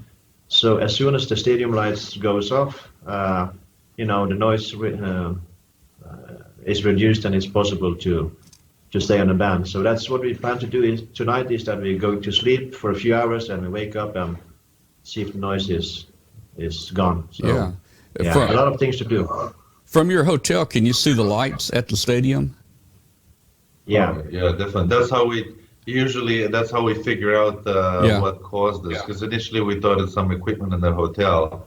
Yeah. But we are on the top floor of the hotel, so once we see the noise is just, it's about 20 dBs over S9, so you can't hear anything, absolutely nothing, from 5 p.m. to midnight local time. I see Belgium has now joined us here in the chat room. We've got a big group of international people watching right now. Let me just say, and RV9 just joined. I think it's RV Russia. I don't know. Yes, I think it is. So let me just say, if anyone's in the chat room would like to ask a question for the Somalia DxPedition team, put your question in the chat room, and I'll relay it to Ken or Adrian here. Hey, Ken, so you're a big DxPedition person. How many name some of the DxPeditions maybe where you've been. Go ahead. Yeah, I've been to this is my 7th. I started in Malawi 2014. The reason I started to go on DxPedition is that I applied for being part of a bigger team, but I was refused to be a member of that DxPedition in 2012. So I started going on one-man DxPeditions and been to Congo and the Central African Republic and Equatorial Guinea and Comoros Island, as well as Malawi. So I like traveling to Africa. I like the continent and the people and to stay here. It's so different from my home country, Norway, and I like to see how it is in the world. So yeah, Africa is a nice place to go. All right. Well, cool. Very good. Hey, EU1KY has a question. He says, guys, you disappeared yesterday from the bands for many hours. It said everybody was worried about you. They were worried. What's happening? So basically what happened is there are two things. First of all, when the noise appears on the band, you can't hear anything. It's just like you turn on the radio. And you know approximately when it's coming, but you don't know the exact time. So when that shows up, you basically can't do anything about it. And secondly, like I said, this is not a tourist destination, and from time to time we get interrupted by different, people coming and going, asking questions, and you have to, be polite and give everybody a chance to understand what we're doing here. So it's not always possible to, tell people, okay, we're going to be away for 5 minutes or 10 minutes or half an hour. And a lot of times, I think the other day the electricity went off for a little bit and nobody knew what was going on. Things of that nature. Also, lately it's very, very windy, and we have our antennas on the top of a hotel. And whenever we feel the wind is very strong, we have to go and check the antennas to make sure everything is, installed properly and it's safe. So again, we do our best. The main goal here is obviously to make contact. And if we disappear, it's usually a technical problem or some other type of problem that, it's unavoidable. Okay. Hey, Belgium has a question. They say they need you on 160 and 80 meters. What time can they expect you on 80 and 160? That's the most popular question we got so far. I think if we add all the people that asked this, we'll be close to 100 at least. Yeah. It's not so easy to answer that question because, it's a lot of things behind that prevent us from doing the installation properly. So, So basically, in short, we require some extra approval to install the 160 antenna, the only one left for us to install. And there's some events in town that, for security reasons, we're told that it's better to keep not do any outside work for a couple of days. So as the time goes, we get the approval, we might jump into it, but it's not up to us. Are you working any digital modes, RTTY or anything? Yeah, actually today I worked really for quite a few hours, and we'll work FT8 if if the propagation is really bad and we can't make contacts on lower bands, but not main mode. We'll try to keep mostly CW because it allows us to keep a high rate, but we'll try to satisfy also SSB and RTTY. Yeah, Columbia is saying they really want to work you on RTTY. They need only one QSO on RTTY. Columbia. Is that CISO? Hotel Kilo 3 Whiskey. Yeah, Hotel Kilo 3 Whiskey. Do you know him? That's who it is. Yeah. Yes. England just joined you. So you got. I would think that your DxPedition will have a lot of interest because we're getting a lot of interest here on this show right now with all the people. I've never seen this many countries come into the chat room so fast. So you're getting a lot of interest here. Yeah, that's one thing we don't miss. We're not missing the pile-ups. We got plenty of those when the propagation is good and the equipment works. But we'll do our best to to make as many contacts as possible. Remember, we've been here for 3 days and we got 10 more to go. So we're just starting. Well, here's Wolfgang says to you guys, I want to express my gratitude today, a new mode CW for Somalia, and thanks to Kenneth, the ATNO for African Central Republic. Now, I don't know what that means. Well, that means Ken gave him a first-time contact with a previous DxPedition. All right, great. All right, well, I know we're taking time away from you guys operating right now, and let's see, in Somalia right now it's getting close to 10 o'clock at night? I don't know. 8 at night. Oh, 8 at night, okay. We're getting close to 8 p.m. Okay. This is, we're GMT plus, UTC plus 3. Okay, well, maybe in just a couple hours, the stadium will turn the lights off and you guys can operate. And I want to try to work you guys too. So what bands are you operating today? Just anywhere? Are you operating multiple bands or just one band at a time? We're operating multiple bands. I guess tonight will be for sure on 30 meter and 20 meter as well to the United States. Try to work in North America, and we see 40 meter as well. Also going to test the 80 meter antenna to see how it works. So 80, 40, 30, and 20. Tonight after 12. Yeah. Local time. Okay, great. And we continue until this is sunrise. Well, I'm gonna listen for you tonight, and hopefully we can make contact with you there. Adrian and Ken, is there anything else before we go that you'd like to say? You got a lot of fans out here watching. What would you like to tell them? Well, first of all, we're here to make contact. So, if it's frustrating for people on the other end of the pile-up that can't get us, it's also frustrating for us because we can't always keep a high rate, like I said, because of technical reasons and other reasons here. It's a tough destination, so, we ask people to be patient and bear with us. We'll do our best to make as many contacts as possible. That's why we're here. There's nothing else here to do than pile-ups. All right, so do you have a 17-meter antenna up? N0TB is wanting you to try North America on 17. Yeah, we have plenty of antennas. That's one thing that we don't miss.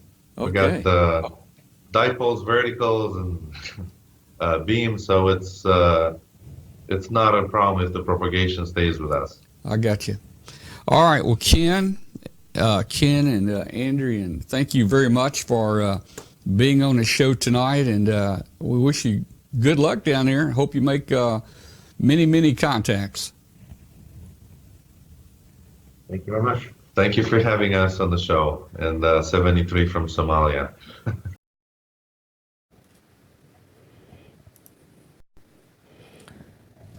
All right, guys, we're back. That was Adrian. And that was during the DxPedition down in Somalia, the 6060.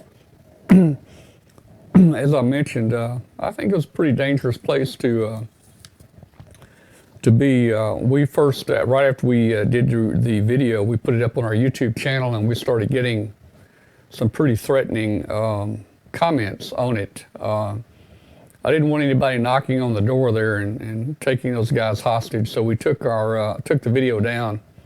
But they were able to do a lot of operating. They couldn't operate from 5 till midnight just because the stadium lights a few blocks away were causing so much interference. Put it up on our YouTube channel, and we started getting some pretty threatening comments on it. I didn't want anybody knocking on the door there. And all right, somebody joined us on Hangout and didn't have their speakers muted, so I don't know. All right, we're standing by on Hangout. If you click on the link, you can join us on Hangout. You know, one thing I forgot to mention tonight, Katie Allen was inducted into the ARRL Maxim Society. So I forgot to even talk about that tonight. We'll have to talk about that next week. All right, so if anybody wants to join us on Hangout, go right ahead and click the link, and you'll be in there with us. So like somebody keep trying to come in and out. If you do come on Hangout, you have to mute. You have to mute the video on the show. You've got to click stop on your video player or mute it, because if you don't, we're going to get feedback. And you know, our Hangout contact is real time, and the show is 30-second delay, so it's going to cause all kinds of audio problems. All right, we're still waiting. Anybody wants to join? Click on the link. I see we got. Let's see who we got. We got Chris in there. We got Douglas in there. We got Roy in there tonight. Let me see if I can get him on here. There we go. All right. How you doing, Roy? Roy, can you hear me? All right. Roy's not listening. Douglas, can you hear me? But Douglas left us. There's Mark. Mark's in there. There's Roy. Hey, Roy.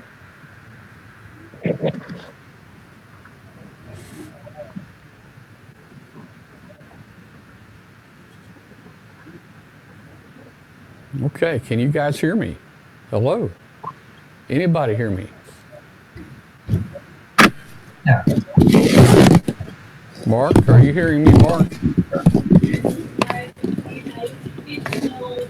That was not really that audio. Mark, are you hearing me, We're Mark? ready to go. Are you hearing me, Mark? Hello? I see Tom. Got a black screen now. Can anyone hear me? Can anybody out there hear me tonight? Yeah, there I am. Can anyone hear me? Yep. Can anyone There hear I me? We'll get rid of the... Mark, are you hearing me? Yep, we've got rid of that audio. Okay. I'm watching the feed on the Amazon Fire, and I had it on the computer, but I just had it on the Amazon Fire. I see myself there, Tom. Okay. On the Amazon Fire. So can anybody hear me? Can you hear me talk? Hello? Now, Hello. that switching there going on. Test, 1, 2. Test.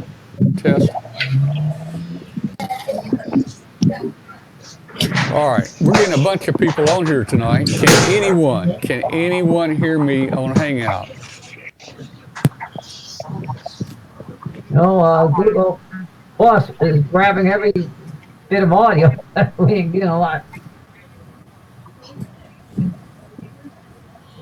Having to use my cell phone because my internet's Test 1, 2. Testing 1, 2.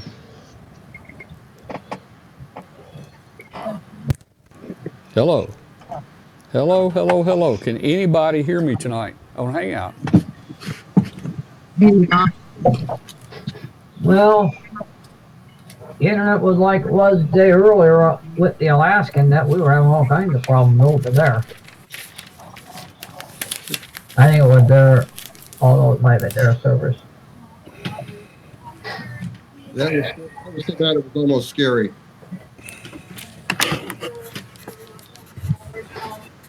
Yeah, we're there.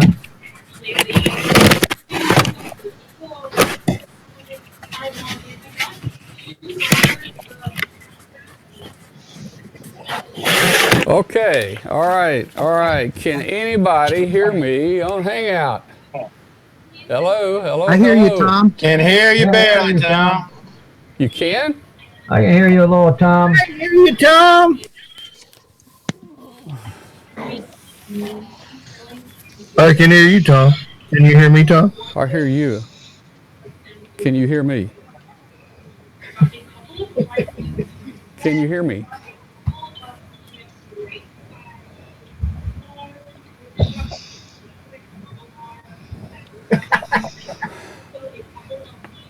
Can you guys hear me? Are we having fun yet?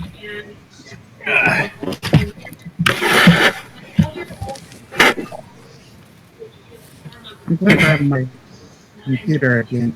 I can get on that.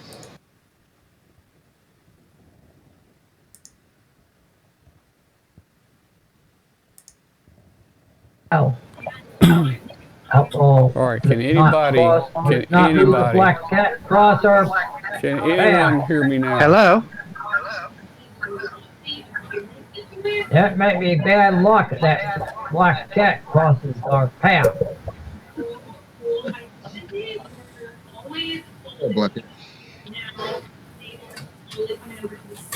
Okay.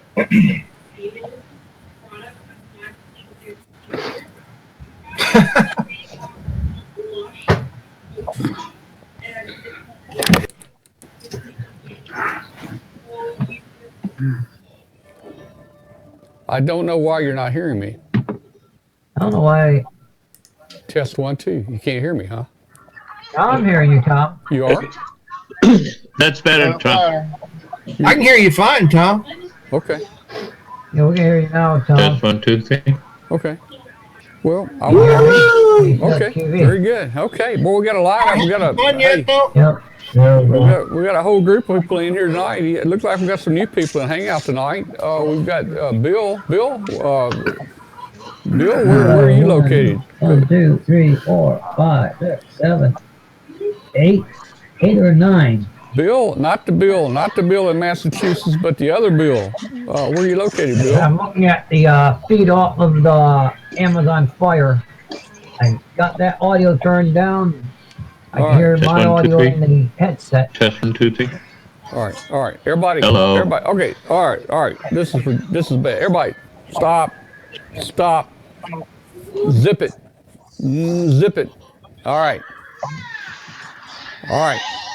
Bill, WZ1L, can you hear me?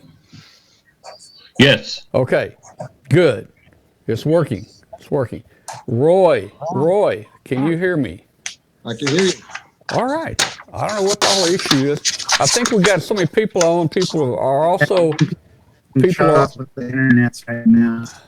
People are also putting some feedback on here from the show, so be sure to mute the show. So Bill, W4EWH, Bill, hey, there's Bill. Okay, there he is right there. Hello to all.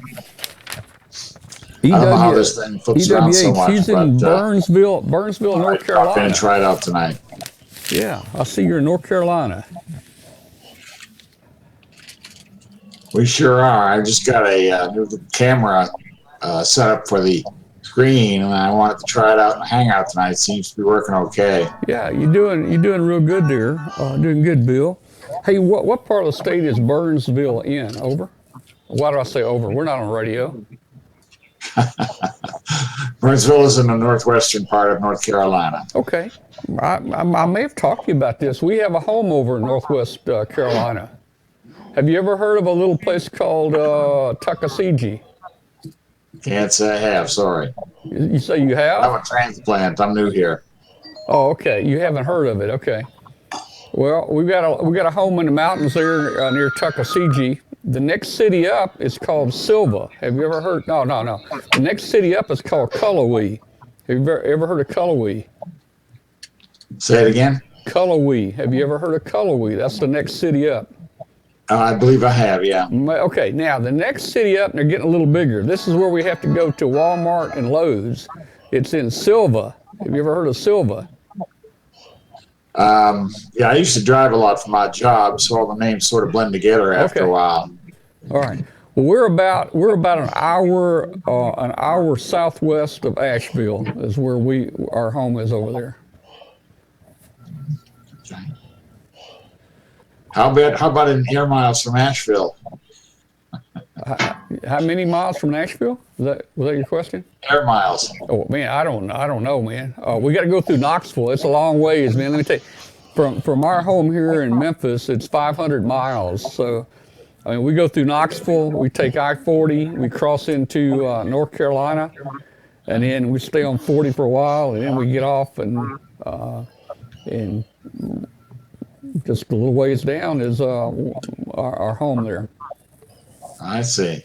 Well, I'm about 20 miles from I-26, coming down from Virginia through a bit of Tennessee, and then you're pretty much at Barnesville, except for a very long stretch of Route 19.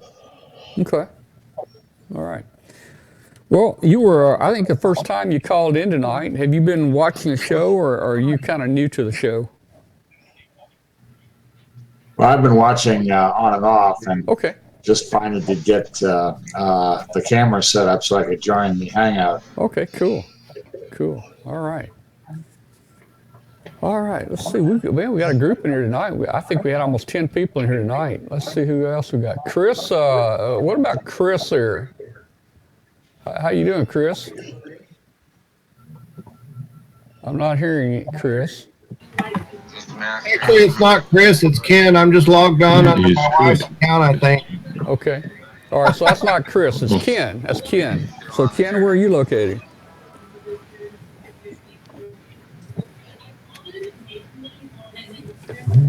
Ken must be listening to the audio from the show. So let me tell everybody, if you're new, you can't listen to the audio on the show. You have to mute that audio, and you have to use the audio on Hangout.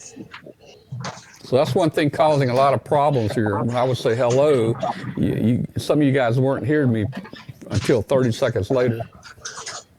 Oh, hey, Roy, you're going to play for us tonight. They reminded me in the chat room, you're going to play for us tonight. The license you have to use it cover like live performances, or do I need to play something? Roy, I have, are you familiar with BMI, Broadcast Music Industry? Are you aware of BMI, Roy? Little packet loss there. Okay. Have you heard of BMI, Broadcast Music Industry? They license music. We have a BMI license to play music on the internet on our show, and we file quarterly. We file quarterly and pay yearly for the privilege of playing music on our show. So, if you would like to play us something, go right ahead. Okay. Oh, there we go. I've never done this before. Hey, looking good there, man. Okay, so I can play anything then, right? Well, now, that guitar, can you do anything like, can you do any ZZ Top with that guitar? It just don't look right, man. There we go. There we go.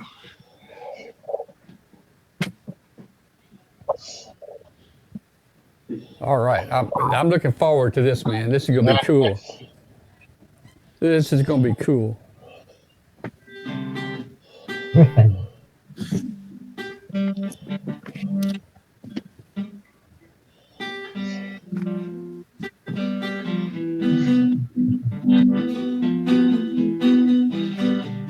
Just left Chicago, and he's been on the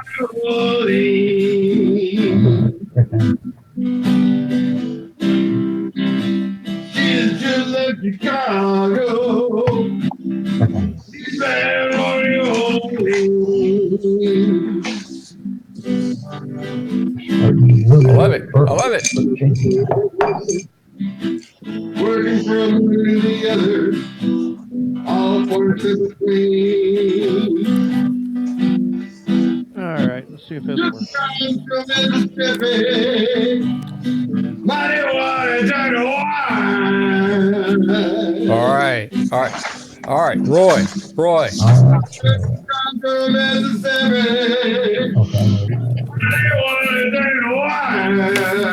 All right.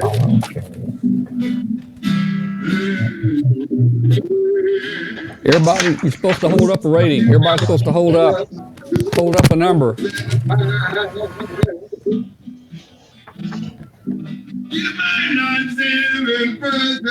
Where's my number at? I can't.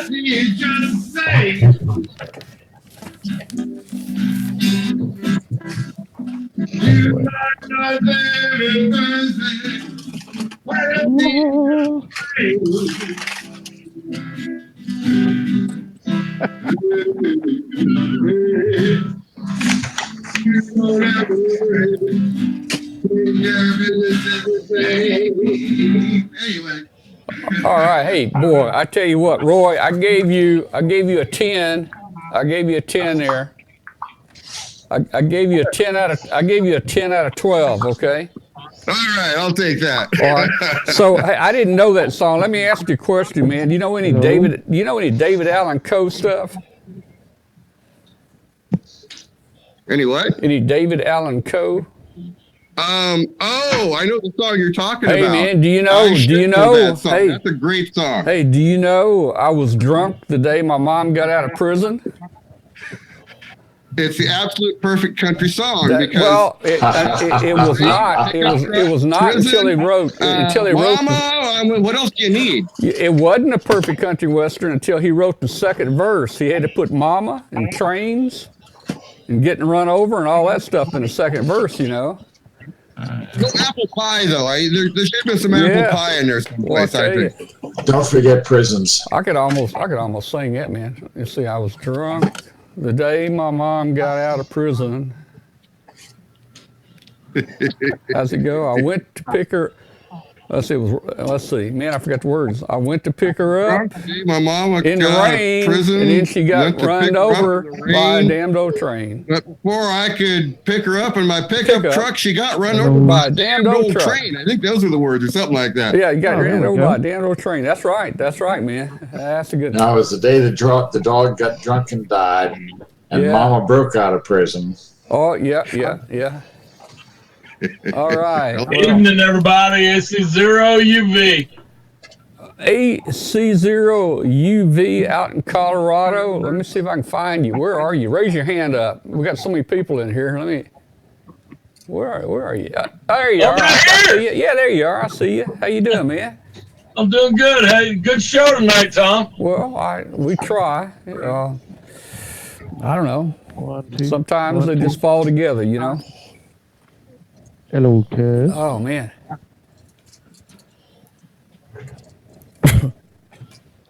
Well, I'm glad we got everybody straightened out here on Hangout. It was pretty rough going the first 10 minutes. I know. I was watching you guys on the big screen. I was on the telephone with a friend of mine down in Louisiana, and then I thought, he hung up. I was like, yep, time for a Hangout. Yeah. Oh, man. Well, hey, we're gonna have to start getting back on 40. I've been busy the last couple of days, but hey, guys, we post the frequency. If you're not a member of our Facebook group, join W5KUB Facebook group, and we usually post a picture on Facebook, something like this right here, that says, "Hey, stop what you're doing right now and join us on HF." And we'll post the frequency, and we can kind of coordinate there, but. Some days we have, generally we have a pretty good group together.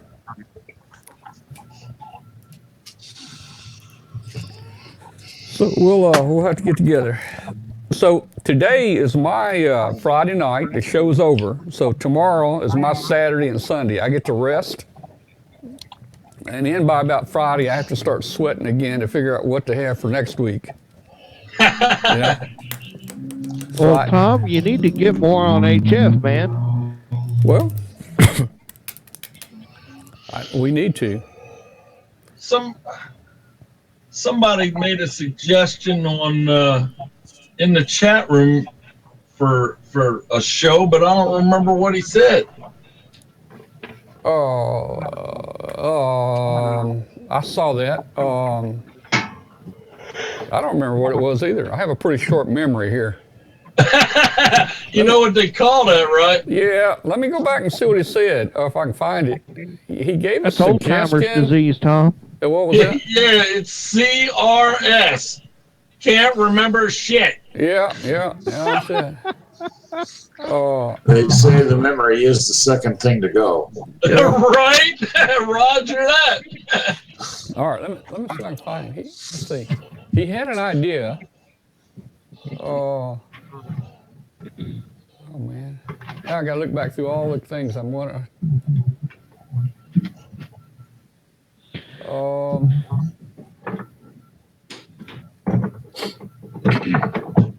I don't know. I'll find it.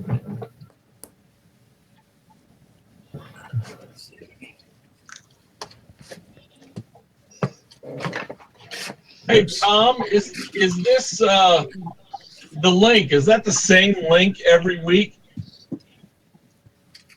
For Hangout, yes, it's the same one. Oh, cool.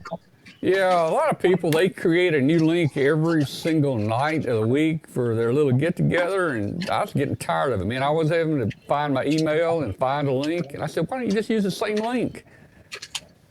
Right. Well, good. I'll have to bookmark this link then and use my laptop in here.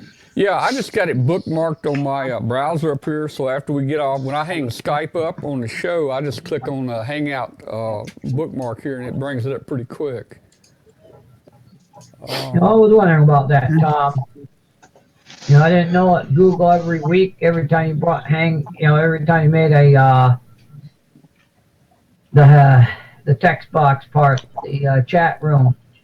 I didn't know it. Every time it did that, it made a new link or just let you use the same one. This is it. We use the same one. This is pretty funny. It's under my wife's account on Google. Oh, okay. Is it? Yeah. Hey, I got the filters for my 2000.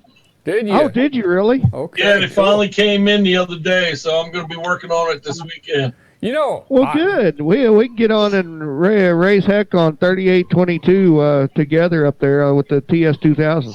Yeah, buddy. Well, hey, I can put my TS2000 on. I never knew if the filters were bad. I mean, I didn't hardly ever flip a filter in or out. I just operated, Well, there was only like 600 radios that actually had the bad filters in them. Yeah, and it just so happened mine fell right into the dang. Oh man, I need to look at my. I have to look at my serial number, and you tell me if I'm one of them. But sorry, Tom, gotta check out. I know a guy that's had one for about 10 years that is in the bad filter bunch, and he hasn't had any problems. Just turn it on receive. If you hear some weird popping sound that you can't explain, then the filter's probably going south on you. And that's the same with me. I bought mine in February 2007. Or no, it was mine was manufactured February 2007, and I think I got it in like March or April, I think. And I never had a problem with it until one day I'm sitting in there and it started hissing and popping. I'm like, what the hell is that? And then finally it just quit altogether. The secret to the filter not going south on you is to never turn the thing off. Mine hasn't been turned off since the day I got it. Yeah. I think what helped me out was there's not really a whole lot of moisture out here in Colorado. It's pretty dry out here. So I think that helped me a lot. But it just goes. It figures, I called the Kenwood Service Center, and the guy said, well, yeah, we did used to do it for free, but we stopped doing that in 2016. I'm like, great. He said, you can buy the parts, and you can send it here for $75 an hour. We'll fix it. And I'm like, heck with that. He gave me the part numbers that I needed. I ordered them off of eBay. They came from China, but it just took a while. Oh well. Well, did you call that guy in Lubbock to see what he would charge to put those things in for you? No, me and my buddy are just going to do it. We're going to a ham fest Sunday, so I'll take it with me. Have you looked inside that radio? Yeah. That thing's a nightmare, man. Nah. It's not bad as long as you know what one to yank out. Guys, Ken, I know you said you Ken, you wasn't Chris. That threw me off at first, but I reckon you don't look the same as what you don't look like Ken. I don't look like Ken? Well, what do I look like? I don't know. You look like somebody else. You don't look like Ken. I'm the same Ken that I usually am. Man. Except my hair's messy and dirty tonight because I had to go out and work today.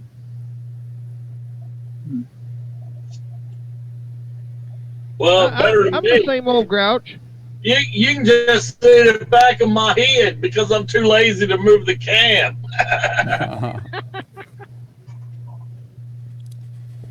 I thought about that until I put my headset on. I can't use the laptop speaker and have the microphone enabled at the same time, so I just put my little Heil headset on here. Hey, it's working. Yeah, it's doing good. So anybody got any snow on the ground? Well, it was nearly 80 degrees here today, so I think snow was kind of out of the question. Let me open the blinds. Let me open the blinds here and see what it looks like outside. Man, I tell you what, I'm not going out, man. Not going out at all. Tom? How do you project that on that green screen? How do you do that? Well, you don't project it. It's just the program, the TV encoder program we've got just puts that background. Yeah, it's an overlay. It just puts that background on there, you know, and I mean. Okay, so I got to ask a question. Why are we not doing this on the air? You know, we could really annoy somebody having this many people on some 80 meter frequency somewhere. Right. Well, we probably could. Yeah. Well, what in the world? He's in outer space. Yeah, I see that. Oh, man. He's up there like Starman. That's right, man. The way you do, you take a drink there, and when you get through with it, you open the door and you just throw it out, man. Hey, Tom, does SpaceX sign your paychecks over there? No, but you know, I've got a friend, astronaut Doug Wheelock, that's been going with us to Hamcation now for 5 years when we do our show there, and I usually have him. Well, last year he was here in the studio, and I put the space thing behind him and floated the bottle in front of him. We had a good time, you know, with a real astronaut, man. You know. That's funny. Yeah. You know, I mean, you know, I can go to any kind of ham station I want to. You know, I can go over here, you know, to the Johnson Matchbox here. Oh wait a minute. Yeah. Where's that knob? Where's the matchbox? Oh yeah, there's the matchbox right there, man. Just kind of turn the knob a little bit, you know. Hey, the thing about it, Tom, I've got a picture of you sitting in just about the position I'm in right now. Oh yeah. Here at my station.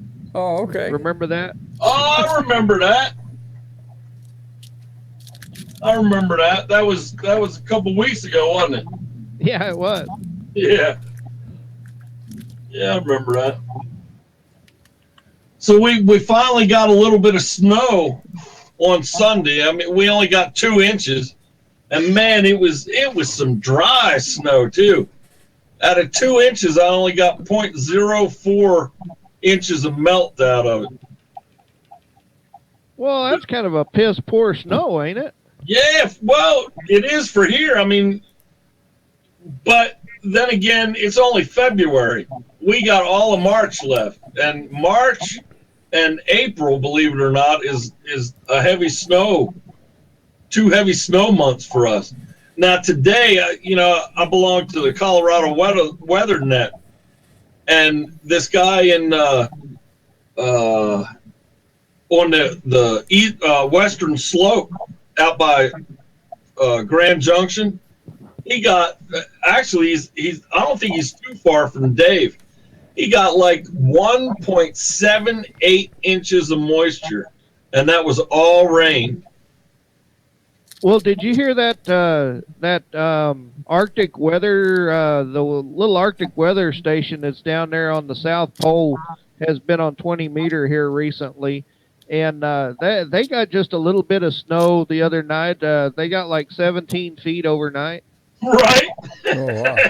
And it was like negative 124 degrees or something like that. It was crazy weather down there, man. Those guys are nuts. I talked to a station down there about a month ago. I'd love to do a remote one Tuesday night, have them on the show from down there. I think that would be cool.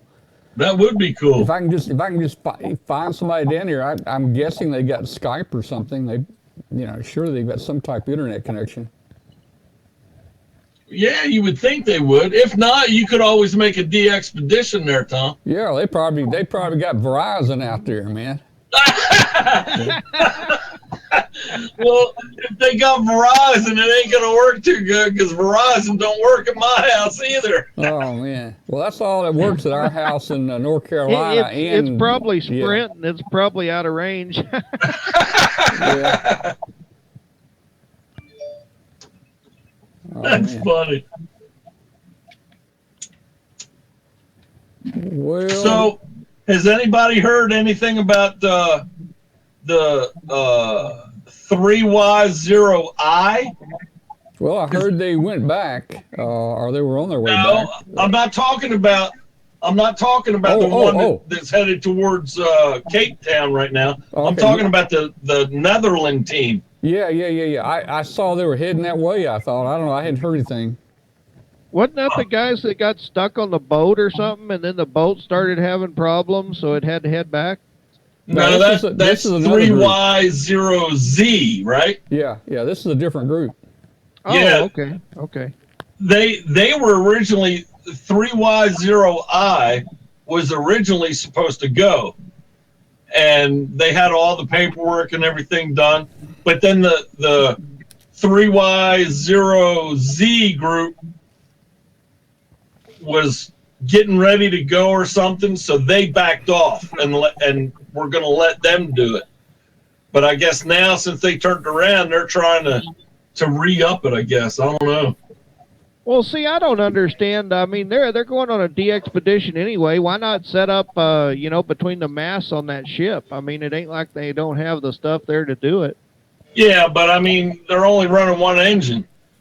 Well, so? What do you mean, so? I don't know. I mean, they're like a lob in the middle of the freaking ocean. I sure as hell wouldn't want to put that up.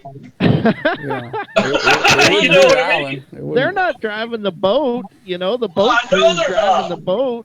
So why not put something up? And they're crawling along at like a half mile an hour part of the time. They're not getting anywhere fast. They may as well do something. Well, the Heard Island DxPedition, when they went down, they did operate from the boat. They had an operator on going down and coming back. Well, and I think this expedition I saw on one of the clusters the other night where they were running Maritime Mobile. I don't remember what frequency it was, but they were running Maritime Mobile the other night or last week or something. I remember seeing it.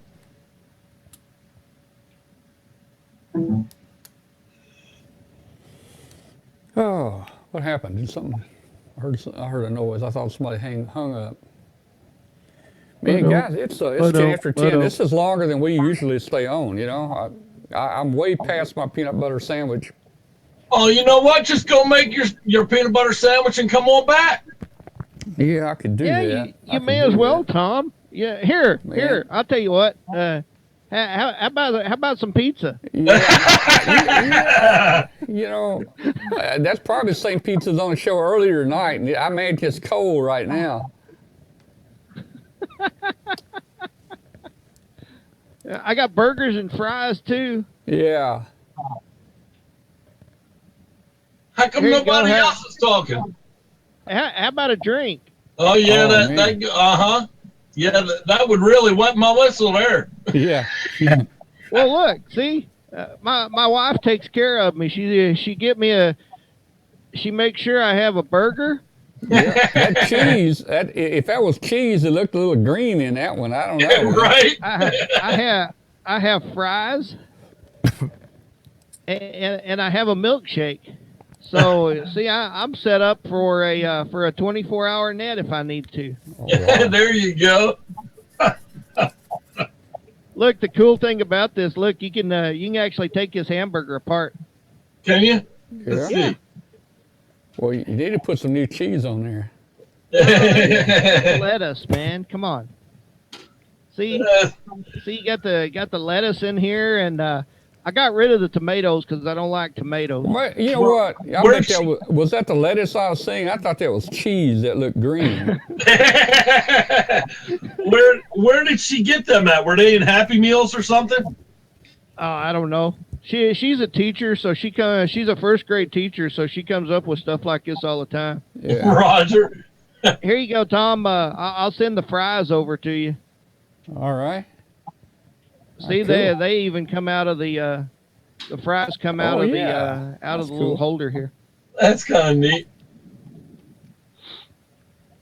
You know, before you start the show, Tom, you ought to make yourself two peanut butter sandwiches. Yeah. And have them sitting there ready. Yeah, but you know what? If that bread lays out more than about 10 minutes, it starts getting kind of hard, you know? Well, I mean, I might put it in a baggie. Yeah, I could put them in a baggie and probably zip them up. Yeah. That way, when Katie's doing her thing or something, I could be eating a peanut butter sandwich. That might work. Right, and then when you start talking, you'll be going. Yeah.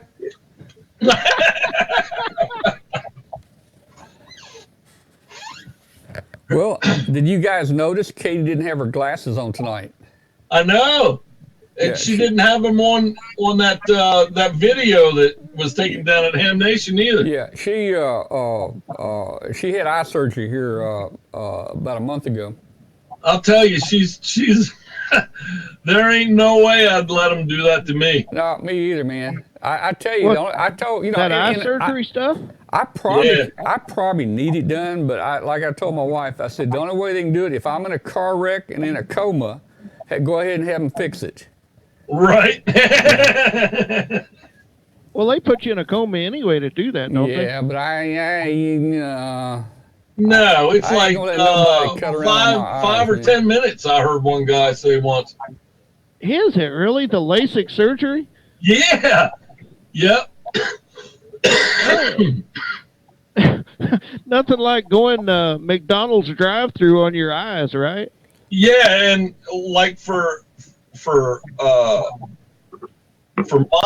my prescription, I think it was like $1,200 or $1,300 an eye, and I'm like, for 15 minutes? No way, you know. But my luck, I'd go in there and get it done. I had a driver before I retired, and I had a driver that went and had LASIK done, and this was like the early stages of it, and one of his eyes was for distance, and the other eye was for close-up. There ain't no way I could have dealt with that. Well, let me. Wow, that make me so dizzy I couldn't operate. Well, man. There's no way I could handle that. Let me tell you something really worried me. I couldn't either. Let me tell you something really worried me. Kathy just had her eyes done this year, and she didn't have the LASIK done.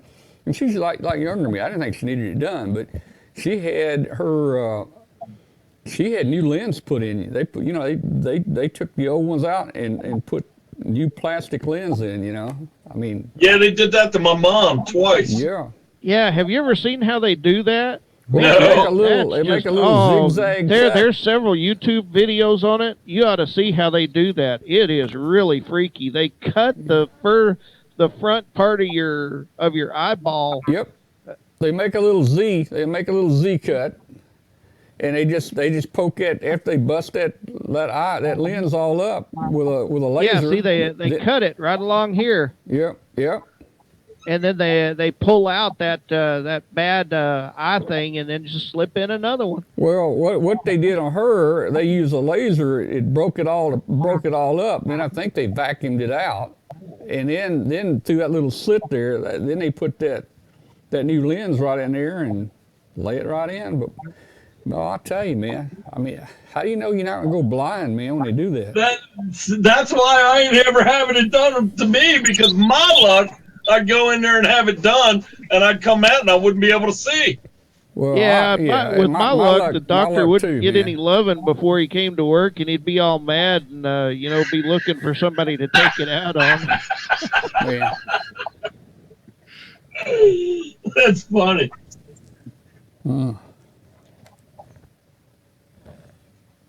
But yeah, it was a good show tonight, Tom. And I was watching you on the big screen again. Well, cool, man. That's cool. I like it. I got that big screen thing down now. There's a guy down in Australia. He's got like a 70-inch or something. He watches us. It's about noontime down here, and he sent me a picture a couple times. Douglas, what are you doing in that picture? What's Douglas doing? I'm in space. Look at there. Oh, that's why your room's green. You're a smarty pants. Let's see how he's doing here. Let me bring him up here on mine so I can see. There he is. There he is. Looking cool, man. Looking cool. Here we go. Yeah. Yeah, that was a couple weeks ago. I remember that. There's Tom sitting in the place I'm sitting in right now. Yeah. I don't know how you did that. Yeah, that's when Tom had the big chair over here. I don't know how you did that. Let's see. Oh, he's in a jet now. A jet there, then a fighter. Yeah, yeah. Hey, don't pull that eject button. Pull it. Pull it. Pull the handle.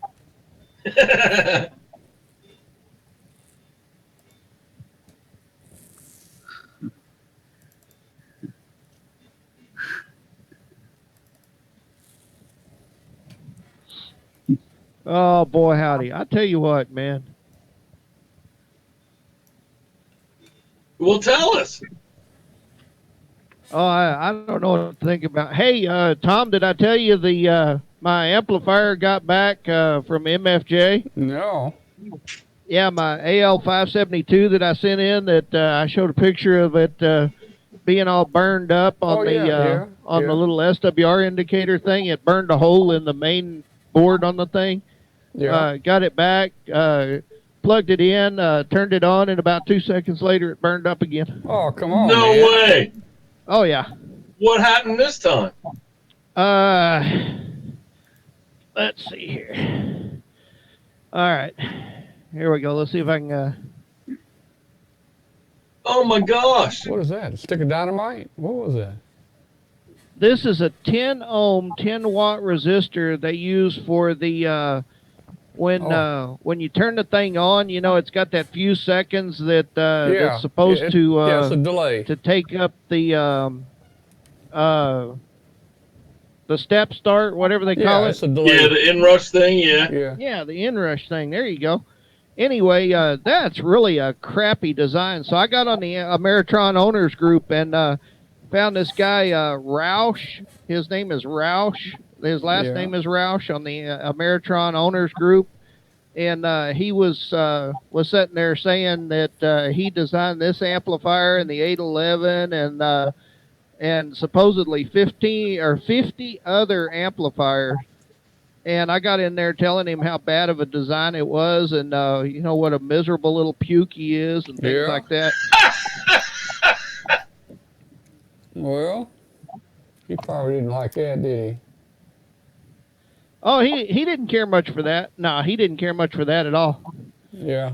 But I mean, this is the second time this amp had to go back under warranty, and my 811, that thing, it has several problems until low.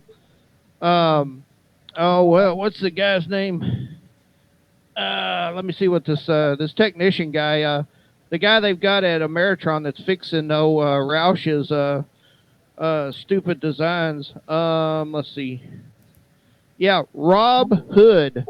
Rob Hood is the guy's name that's fixing all this stuff. Anyway, I'm getting to be almost on a first name basis with Rob Hood and Mike Ennis. So right, this is what, like the fourth time or something? Yeah, they repaired it. And it's bad every again? Ameritron amplifier I've gotten in the last couple of years has had to go back at least once. I've got a buddy, KB5PMF, bought a AL82, and in the first 2 months, it had to go back 3 different times. Daggone. But I told old Roush, I said, man, this is a bad design, buddy. So I took it upon myself to get on the horn with Mike Ennis from Ameritron, and I said, okay, here's what I'm going to do, Mike. Is this going to void my warranty? It better not. Right. So I just redesigned it, man. I mean, this is a crummy design. I know that they've got these appliance operators that go out and just buy this stuff to use, and never run it to the limits or anything like that. They baby the thing. Well, I'm sorry, if I buy a 1300 watt amp, that's going to do 1300 watt. Right. So I redesigned the whole input circuitry on the AL572, and it's working like nobody's business now. I've been seriously thinking about getting a OM 2000 or a OM 4000. I haven't decided yet. Oh, yeah. What? Whoa. I don't even know what that is. What the hell is Ray that? Solutions.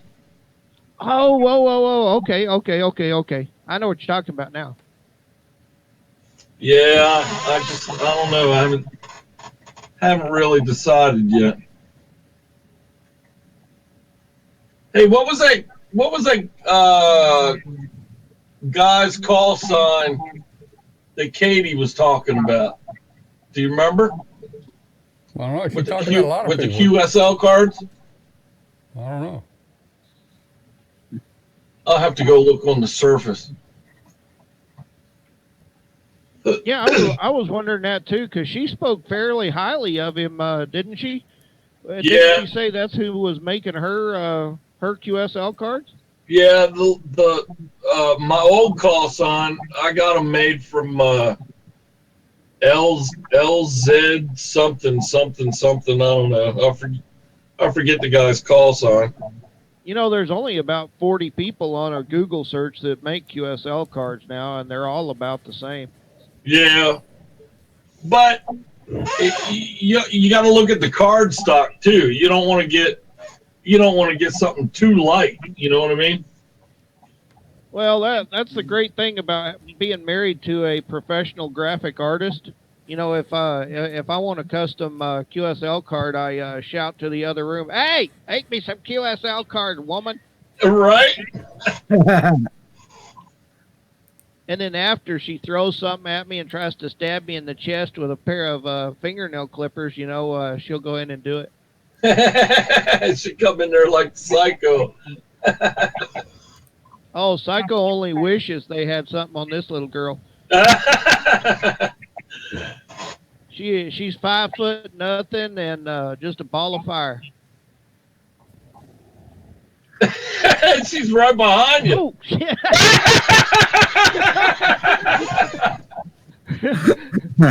Now that was funny. The whole time you were talking about her, she's standing right behind you. I'm looking at it, trying to figure out if it was Tom putting a picture up, and then I realized, no, it's your wife standing behind you.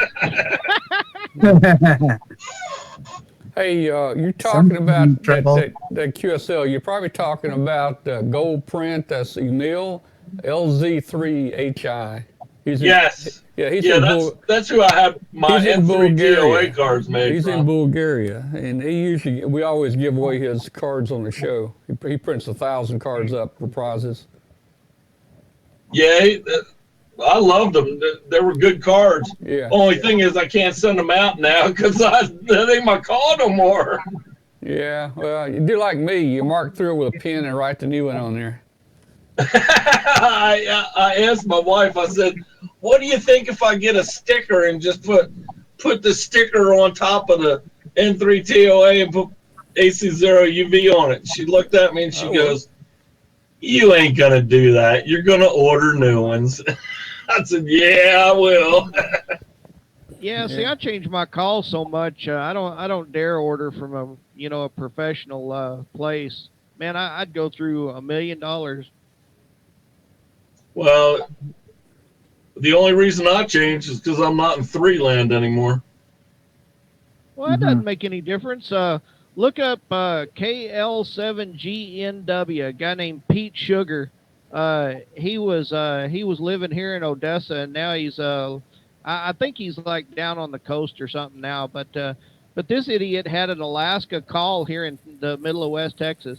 Oh, I know. That's yeah. I'm still old school.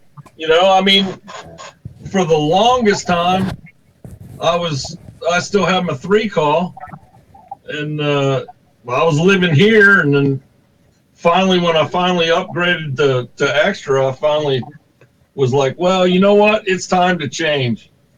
Well, I'm a 5 and I'm in 4 land, but hey, 5 land is only 30 miles from here across the river. Right. You know, it's not far for you. I mean, yeah, I can see that, but going from 3 to 0, yeah, you know, it was. Well, you can't tell. I'm You still can't tell old school. anymore. You can't tell where anybody's from. That's for sure. Well, guys, it's 10:30. I think I'm gonna get out of here. Enjoy talking to you tonight. Maybe we'll get on 40 or 80 tomorrow. We need to try both bands. I'll tell you that. Why don't you join us in the morning on 3822, Tom? At what time in the morning? Those guys usually start about 5 a.m. and Hey, continue not me. until the band goes flat. Not me, man. I won't get up to about 9 o'clock. Well, there you go. All right. Yeah, just listen in. If you hear that giant furious signal from West Texas out there, you know that's going to be me with some blowed up Maritron amplifier making noise. Yeah. Okay.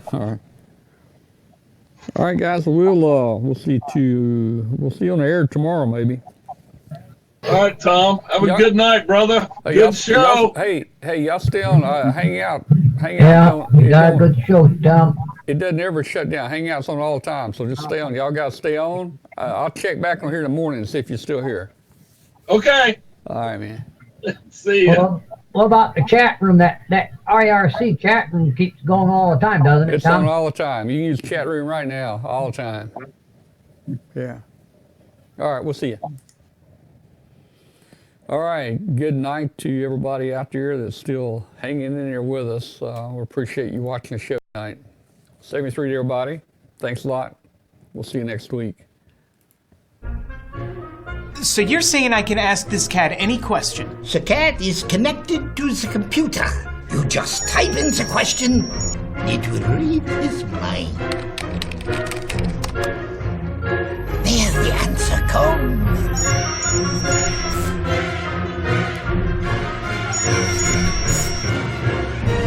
You're the man!